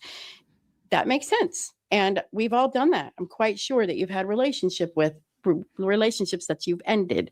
I sure have. But parenting is different. And I don't understand. It just is a no-brainer to me why the world wouldn't see that. It's crazy. It's our child. It doesn't matter if they're 18, 28, 48, 68, they're our child. They are a part of us. We raise them. For a lot of us, they have our DNA. They're a part of us. That sure makes it sound a lot like she's seeing them as an object to be used or some sort of tool or thing. That's what she makes it sound like when she talks about them like that. They're a part of me. For a lot of us, this is what we did. That's all we did was parent them. We gave our hearts. We gave up. Yeah, here comes the bat. Here comes all the other people. They're going to say something when I say this. We sacrificed a lot for our kids, whether that sounds like a cop out or some kind of And Miss Amanda said the best word. She sounds like it's ownership. It's like, I own you. reason that people should thank us. We did. It doesn't matter. As parents, we sacrifice a lot. And then society acts like it's a noble thing for parents to just shut up about it. Well, just shutting up about it is not fair. And you know what that does? It dehumanizes us. It takes away the idea that we can have something very hurtful and very harmful and very close to us happen, and we should just shut up. And I think that's bullshit. And I think it's also one of the reasons that a lot of parents feel like they're losing it because they're carrying something that the world says they should not talk about and they should be over it and they don't understand why this hurts. And I will tell you that the first time I realized that so many parents were going through this, it was kind of shocking. It was shocking because So I don't think people are saying they shouldn't talk about it, but I think the big emphasis is how are you talking about it? Are you talking about it in a way that's taking accountability and working on your side of the street? Or are you talking about it in a way to guilt trip the person with boundaries, to make it seem like that other person's boundaries are the problem? Are you talking about it in a way that puts yourself in the victim role? Are you talking about it in a way that it's like you've lost control in the situation? And that's really the problem. That's ultimately the issue. It's not that people are talking about it. How are you talking about it? Because there's a productive way to go about it and a not so productive way to go about it. And there's a way to go about it that shows you're not truly taking accountability. And instead, you're blame shifting or acting entitled or playing the victim. Very different, right? why didn't I know about this? I made a video on TikTok in, I don't know, it was shortly after this started with my son back in 2022. It was just some kind of random TikTok video that was about how hurt I was and I could not believe that there were so many parents going through this same thing because I literally thought I was the only one. And then all these other So in her book, Miss Amanda, what she says, her side of the story is her son did a business thing with someone else in the family. And Candi said he wanted her to take his side exclusively. And she didn't. She stayed out of it. And she's saying that's the reason why she was cut off. But again, that's just her version of the story. What's the other version? I don't know. parents are like, well, I thought I was the only one. And then I started doing more research and I'm like, holy crap, this is like an epidemic. And nobody likes to use that word. Nobody wants us to use that word. But the truth of the matter is, estrangement's always been around, like literally since the dawn of time. This is very clear. No one has said this has not, it's just like some new phenomenon. But the difference is that now it's more visible because of social media and because of the idea that somehow parents are the only villain in the estrangement situation, and our estranged children are being praised for removing themselves from such harmful situations. But anyway, I digress. That we'll talk about that some other day. But my point, And again, even how she's talking about that being patronizing, hostile, condescending, antagonistic, I mean, it's like she still doesn't really understand what's going on. If you truly understood that you caused harm, then humility and accountability is the only way. None of this blame shifting and playing the victim. That is the opposite. And this is where something like a 12-step program, when you're in the spiritual zone, they call you out on this. They say, dude, you're playing the victim. Dude, you're blame shifting. They have an expression in the rooms. Through our inability to take personal responsibility, we were actually creating our own problems. How many estranged parents do you think that's true for? I would say a good percentage. to this is the world thinks you shouldn't be grieving about it. You shouldn't be talking about your pain. And I say that is a load of crap.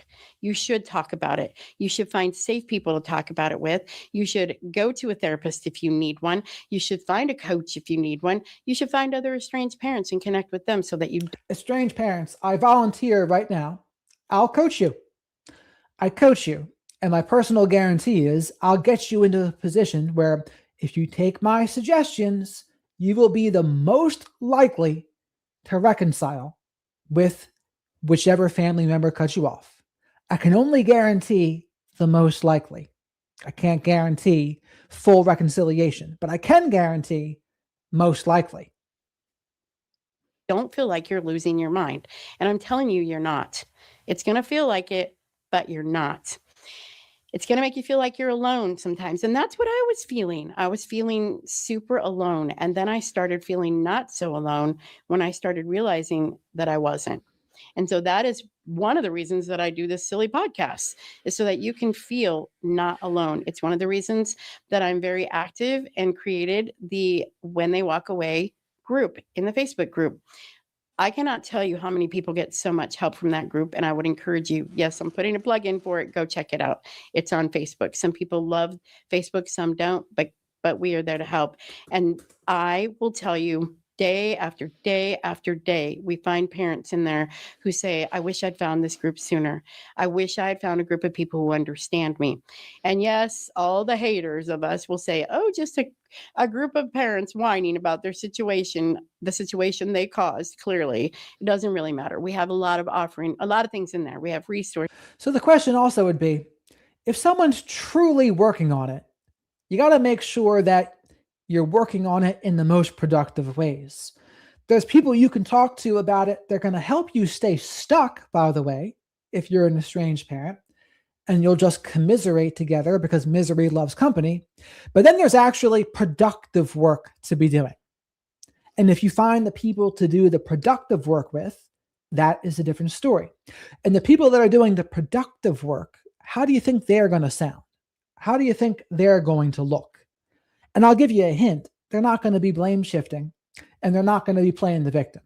And they're not going to be trying to guilt trip the people that have boundaries and think they're doing what's best for them. That's not what they're going to do. We have a weekly support meeting that is on Zoom, and we talk about a lot of things related to estrangement. You don't have to feel alone. Sometimes you're still going to feel alone. Some parents still go through holidays without their adult kids. Sometimes they don't have any friends they can confide in. But if you join a group of people who believe in what you're feeling and can, they can actually understand you, it's going to make a difference. I promise you. So do not sit in this alone. Reach out, go find people. Mine isn't the only group. There's hundreds of groups online. So seek out a support group. There's also in-person support groups in lots of areas across the country. So why does all this matter? What I've talked about today, and I think I've talked about it so quickly, I feel like I could go back and add in so much, but it's too late. I'm saying all of this because I want you to understand what estrangement is doing to you.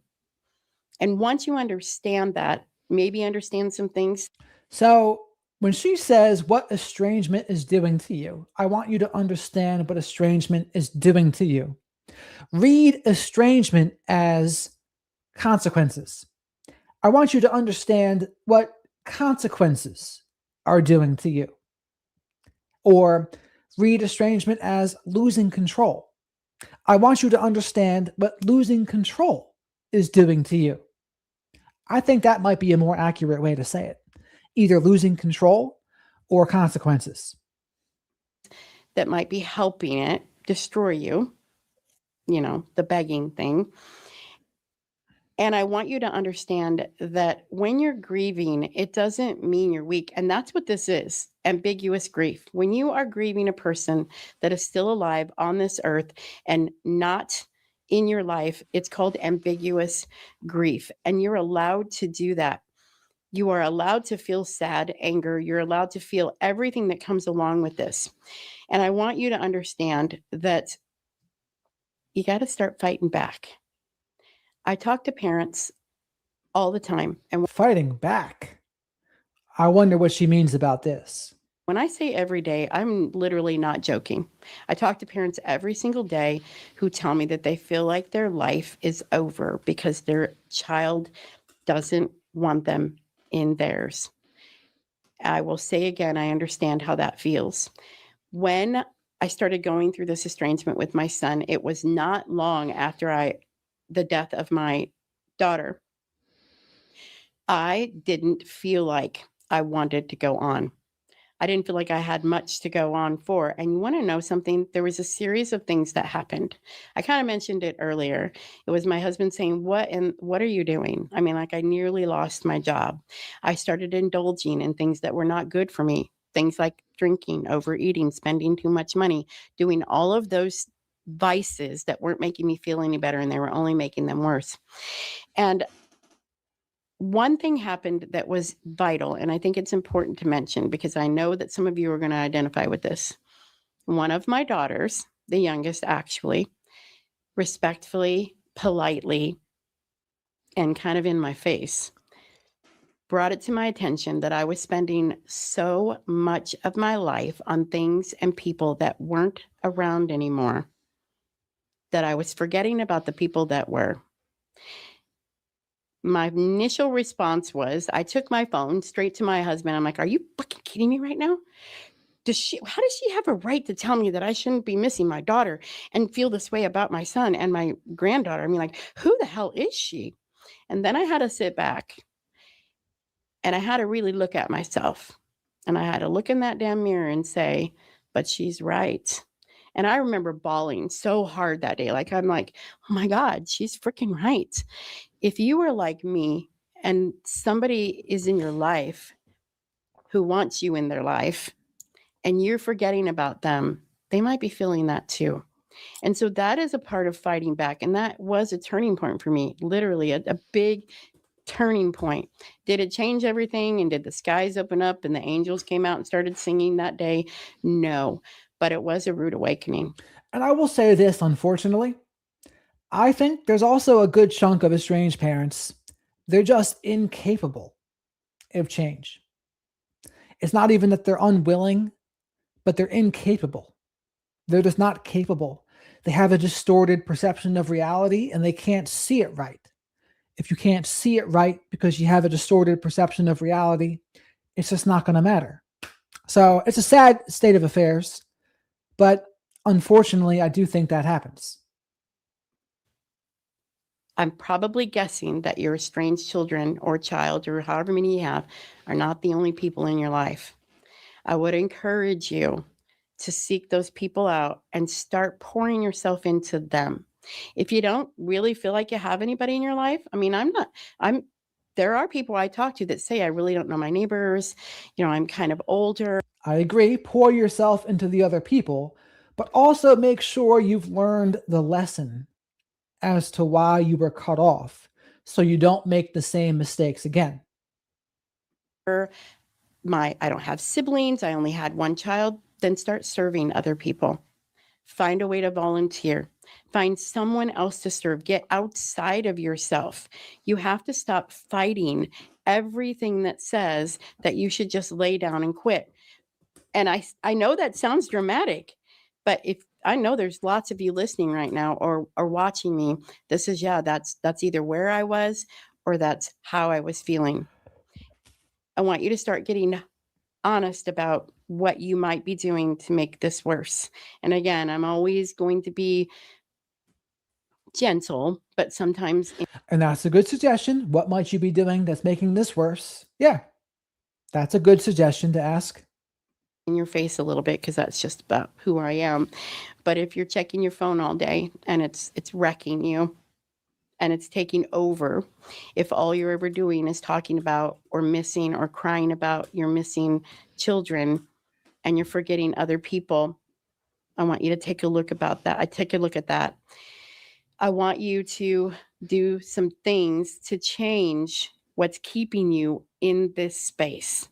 And you can do it. I promise you. It can be something as small as starting a new habit. Maybe if you don't make your bed every day, start making your bed. I talk about making your bed all the time. People think I'm weird, but Shadow and I can endorse that one too. When Chelsea Brooke Cole, when we were on her podcast the other day, I think I said two things because she said, "What advice do you have for people?" I said, one was make your bed. And there was another one that I had said. What was the other one? I forget what it was. cannot leave my home or start my day without making my bed. It's just one of those things. This isn't going to fix your estrangement. Making your bed is not going to fix your estrangement, but developing new routines can help you get yourself out of the estrangement. It's still going to be there, but you can live dual things. You can have this estrangement over here in this part of your life and all the things that go with it, but you can still live a life. And that's what a lot of people don't do. And that's what my encouragement is. That's what my hope is to encourage you to keep living a life, a good life. Stop letting what your children are keeping you in, which is a frozen space in time, and move on with your life because your life's not stopping for you. Start your new routines. I talked about little things. It can be little things like making sure you take a shower every day. I've talked to parents who say they haven't been out of bed for 3 days. Not okay. Get out of bed, take a shower. Maybe it's going for a walk. Not out of bed in 3 days. Sounds like a narcissistic collapse. If you have a pet, maybe it's taking special care of your pet. Maybe it's just doing the one thing we talked about earlier, not contacting your kid for 1 day. Tiny things matter, and I promise you it does. I'm sure some of you are listening to me who have made some changes in your life, big ones probably, and you know that they don't happen overnight, they happen incrementally. And I think this is the biggest thing I want people to hear.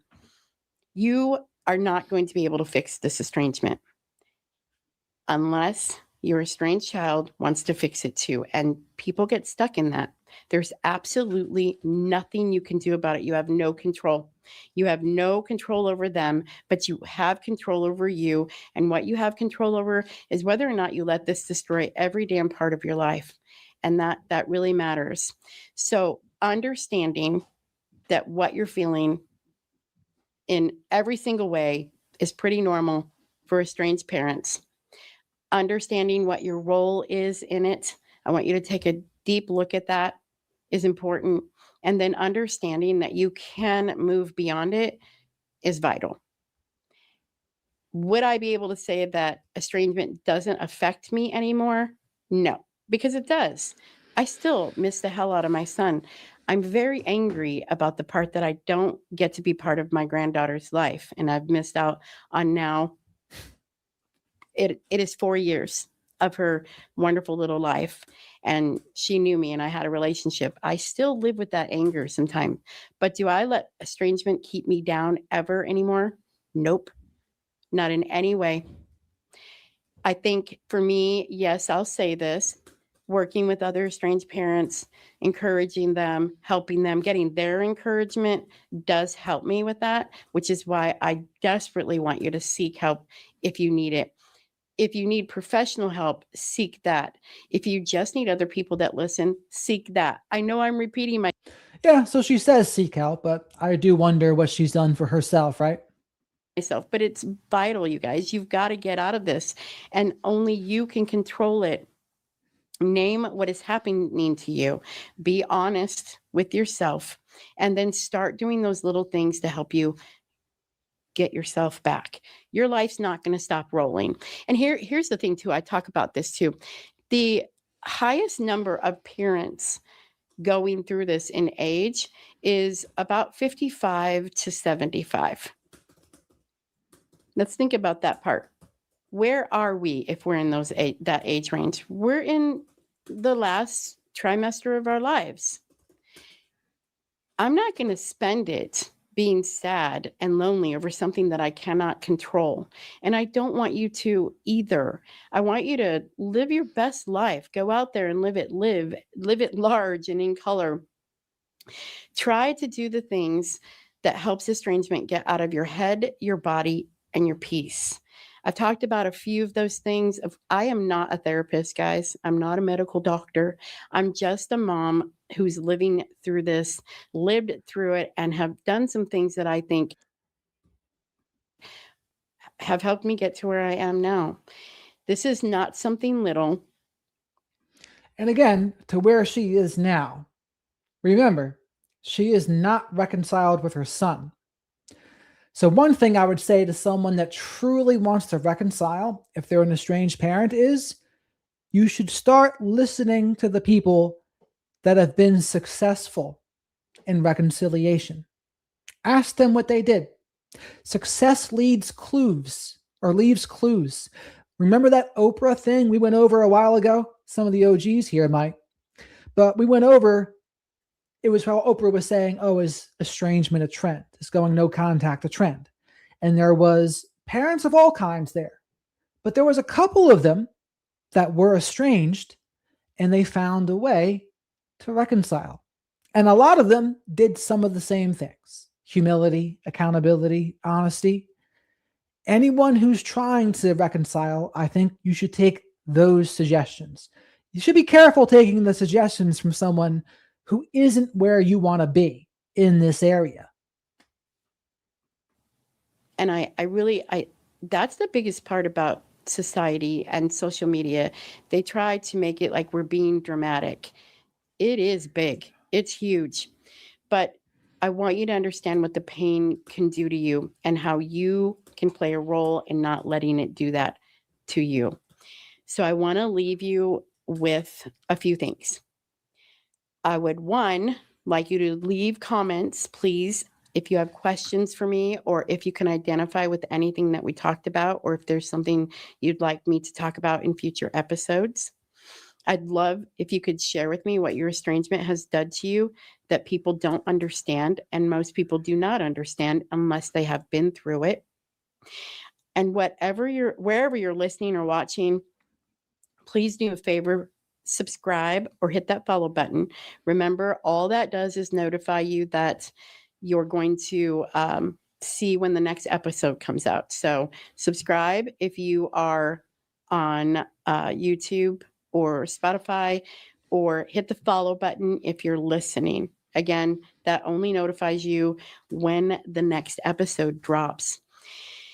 I'm helping estranged parents understand what this pain is doing to them. So hopefully they can stop letting it wreck their lives. That's my only goal. The next episode is going. So again, framing estrangement and no contact as something happening to you that is ruining your life, I just dislike that framing. It's a victim framing. I do not like it. Going to be about that one piece that we mentioned several times in this one. That's the begging phase. I think it's. So her next video is about the begging phase. But I'm going to go back to what I was going to. There's a comment in this I want to show you. So you've heard her tone in the first two videos there. Here's a comment at the end here. So, can you see this? You focus on extreme outliers to make your point, focusing on the adult children that allegedly cut off parents over small nothings versus the vast majority that do it after years/decades of unresolved issues or major events. You talk to the parents that allegedly weren't abusive and did nothing worth apologizing for, which is how most estranged parents identify, because to admit guilt is hard and most people are too weak and prideful to do so. You give rightfully estranged parents an out to feel good while ignoring the reality of why their adult children make such tough decisions. Boomer or not, you are indeed completely delusional, and your kid will never talk to you again if you continue to monetize your family trauma. Puh! Mic drop. Let's see what she has to say to that. You are wrong. The vast majority are doing it for minor parental infractions. And honestly, that's what Candi says. That pretty much sums up the problem right there. To what that paragraph was, Candi says, you are wrong. The vast majority are doing it for minor parental infractions. And I just don't buy that. I don't buy that's what's going on. I do not think. That's why I wanted you to remind me, Miss Amanda, because I wanted to see that. I wanted to read that comment and then her reply. And notice though, right? That's a different tone. That's a much different tone than what was in the video. And what would explain that? AI, ChatGPT, Claude, fill in the blank. So she thinks they're all just minor parental infractions. And what is that? Minimizing, subtly avoiding accountability, right? That's what that is. So you're not going to get anywhere, though, if that's how you truly see it. And again, I think that's the reason why she didn't want to talk to me, because she wanted to have her AI answers ready. And I said, Candi, I don't do that with anybody. I've talked to people much more famous than you, and none of them have asked me to give them questions in advance. None. It's not my interview style anyway. I like being conversational. I like keeping it real. I want to make sure it's a genuine and authentic conversation. And I was going to be willing to level with her. You all know me. I wouldn't have been trying to get her in gotcha moments. I would try to gently explain where I think maybe things were off the rails a little bit. And maybe she wouldn't want to hear it from me, perhaps. But I think it would have been my responsibility to my audience to basically do that. But instead, since she didn't want to do that, I did this instead. So, while you're still out there, folks, please remember to like the video because likes are free. I did speak with her, Miss Amanda. And she said we had a whole interview set up. And she asked for questions in advance. I gave her questions in advance. The day came, or the day before came, and she had said, do you want to just go over the questions tomorrow, or do you plan on recording? And I said, I plan on recording. And she said, some of your questions made me uncomfortable. I thought we would go over the questions first. And I said, no, like that's not how I do things. And if you're not going to let me have an authentic and genuine conversation with you, I don't want one, because that doesn't help anyone. Me just giving her scripted questions that she can put into Chat GPT, that's useless. I can do that on my own. I want to hear her so we can have an actual conversation.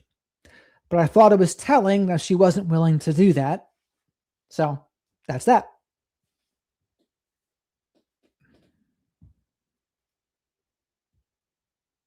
But disappointing, because I actually did want to speak to her. But she doesn't, she's just not down.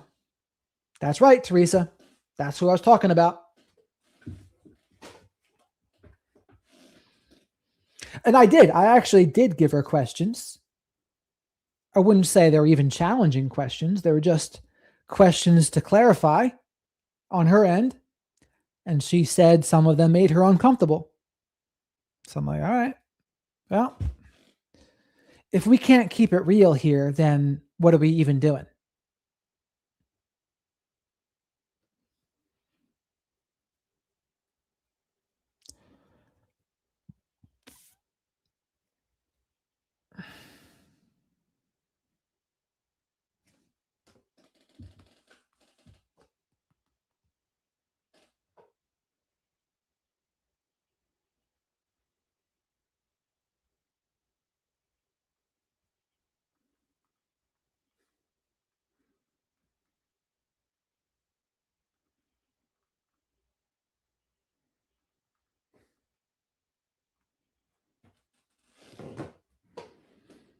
She's avoiding by not being interviewed. That's what she harps against. Ha! That's a good call there, farm girl. Considering what she just said in the video, Miss Candi, are you avoiding the tough conversation? The very same thing you said that the people going no contact are doing? Are your accusations really confessions? Ha! Good call there, farm girl. Candi Morris, D. That's my year of birth, too, awakened. Thank you, M.E.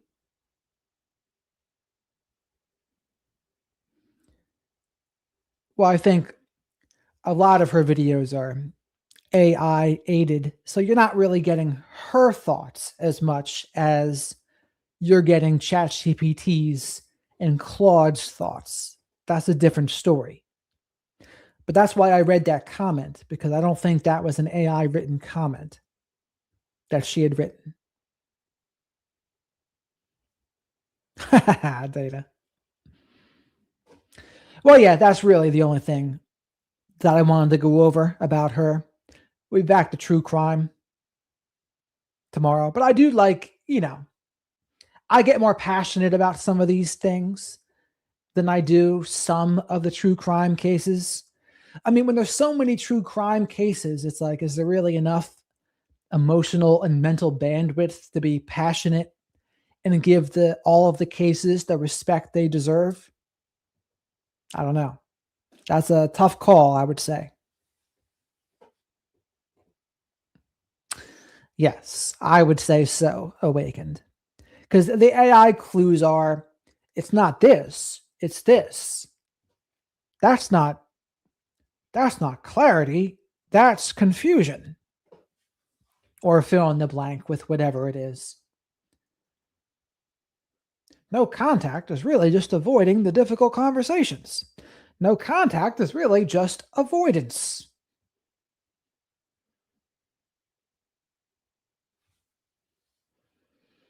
That'd be funny, Miss Kim. She'd probably lose her mind. But again, it's also was important to me to not be disrespectful. Just have an open conversation. That's all. I do think you might be a good voice for the Lindsay Clancy case, Jared. I'll have to take a look at that. I've heard about some of it. Didn't she kill her kids? Is that what happened in that?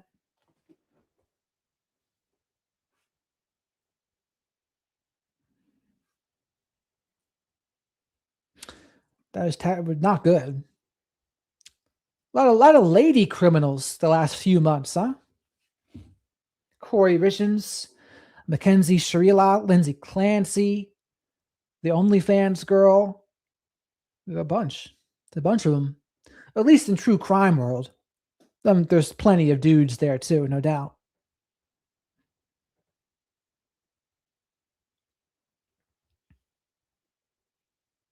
Yes, I believe so, Awakened. And laughter is the best medicine, Awakened. Can't be laughing and miserable at the same time. But anyway, that's pretty much all I had for the evening here. So make sure you like the video while you're here. Make sure you are subscribed to the channel if you're not already. Remember, the members only live stream is tomorrow. Miss Amanda says, yes, postpartum and over medicated. Possibly AIL. What does that mean? L polar? Bipolar?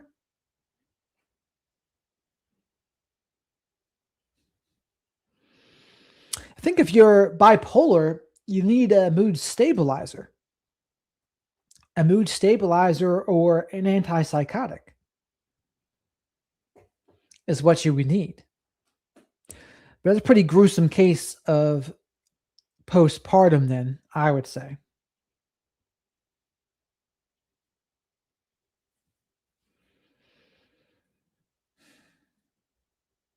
I mean, that's scary though, right? If you're going to have kids with someone who's mentally ill, how do you know that that's not going to be them?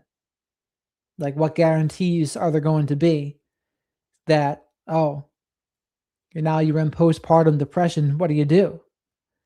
I mean, is it preventable? Or is there something else going on? Do you think that's legit, Miss Amanda? Or do you think it's more of an excuse? And again, I don't know very much about that case at all. So I'm just asking questions about it.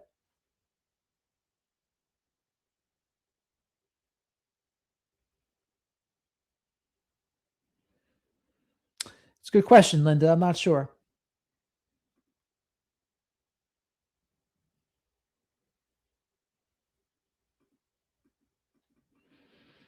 Yeah, I'll have to do some digging on that one. Maybe that's something we'll go over tomorrow. Has anyone been going over the Nolan Wells case? As far as I know, that was a missing person that was found dead. Is that what happened in that?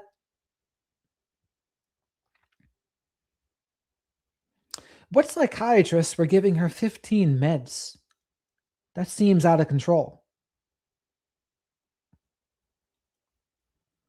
And I'll say this, drinking on your medication is absolutely the wrong thing to do.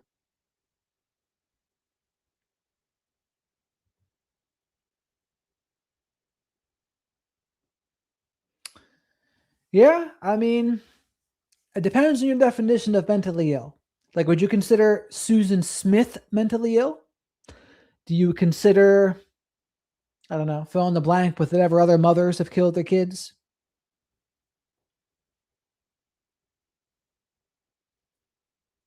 Like I really don't know though, Dana, right? I have to look into the case to see what I think it would be. I'm not ruling anything out. Yeah, unfortunately, right? I mean, psychopathy is not a defense anywhere, right? The only thing that's truly a defense for insanity is not knowing the nature of what you did or knowing right from wrong. Those are the qualifications for insanity. If you don't know that, if you don't fall into those categories, you're not going to get it. I don't think Nick Reiner is going to get that, for that matter. I don't think he's going to be able to get insanity. He's shooting for it, probably. I haven't paid attention much to that case, but at least recently. But he's probably shooting for that. And, you know, coming from a wealthy family like he does, he might have a shot at getting it. Honestly, he might have a shot. Andrea Yates, that's another one.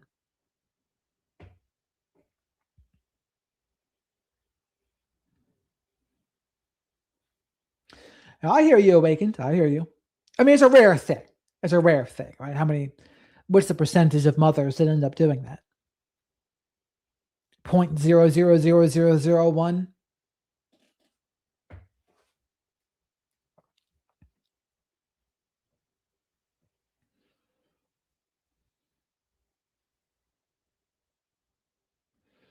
You got it, Teresa. Thank you, mods, indeed, Miss Kim and Songbits and Laura. Laura's already gone, though.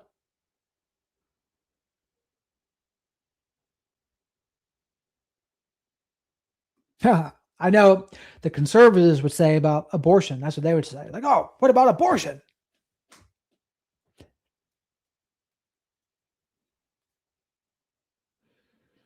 Her husband is suing the doctors. She jumped out of a window and is now paralyzed. Interesting. Indeed, that is very true, Awakened. They are very aware. It's not that they aren't aware, they just don't care. That's one of the big things I disagree with the holistic psychologist on. She's all about everything is a defense, or everything's about staying safe, or everything's about connection. And to me, that's just not true. Not everything's about defense or staying safe. Some people are predators. Her worldview doesn't allow for any predators, which is why I don't like it. For any of you who understand or have seen the holistic psychologist. Wise decision, Chatty Cathy, and a wise things to say, Miss Amanda. Yes, Shadow and I wish you a great night, everyone. Thank you for all of the support, likes, comments, subscriptions, etc. I look forward to seeing all of the members tomorrow in the members only live stream. And we'll be back at True Crime. But as you can tell, I've been doing more things also that are not just true crime. Because because depending on the case, like I said, there's some cases I can talk a lot about. The Dr. Michael McKee case, there's a lot of stuff to go on about that. Brian Hooker case, there's a lot of things to talk about that I know about. Thank you, Dana. She's huge on Instagram, Awakened. She got 8 million followers. Thank you, Farm Girl. Shadow and I are glad you found us as well. All right, Awakened, Miss Kim. Dana. Danielle is not here anymore, I guess, but have a great night, Danielle. Jane, Creative Soul. Chatty Cathy, Miss Amanda. Where's all the gentlemen there? Teresa? No George. No George, Mike, or Dale. Or Tim. Now, Annie was here earlier, and so was Phil Bradley. M.E., have a good one. Nanny Goat! Can't forget the Nanny Goat, right? We'll see you tomorrow night, Nanny Goat. Have a great night, everybody. Southpaw, you too.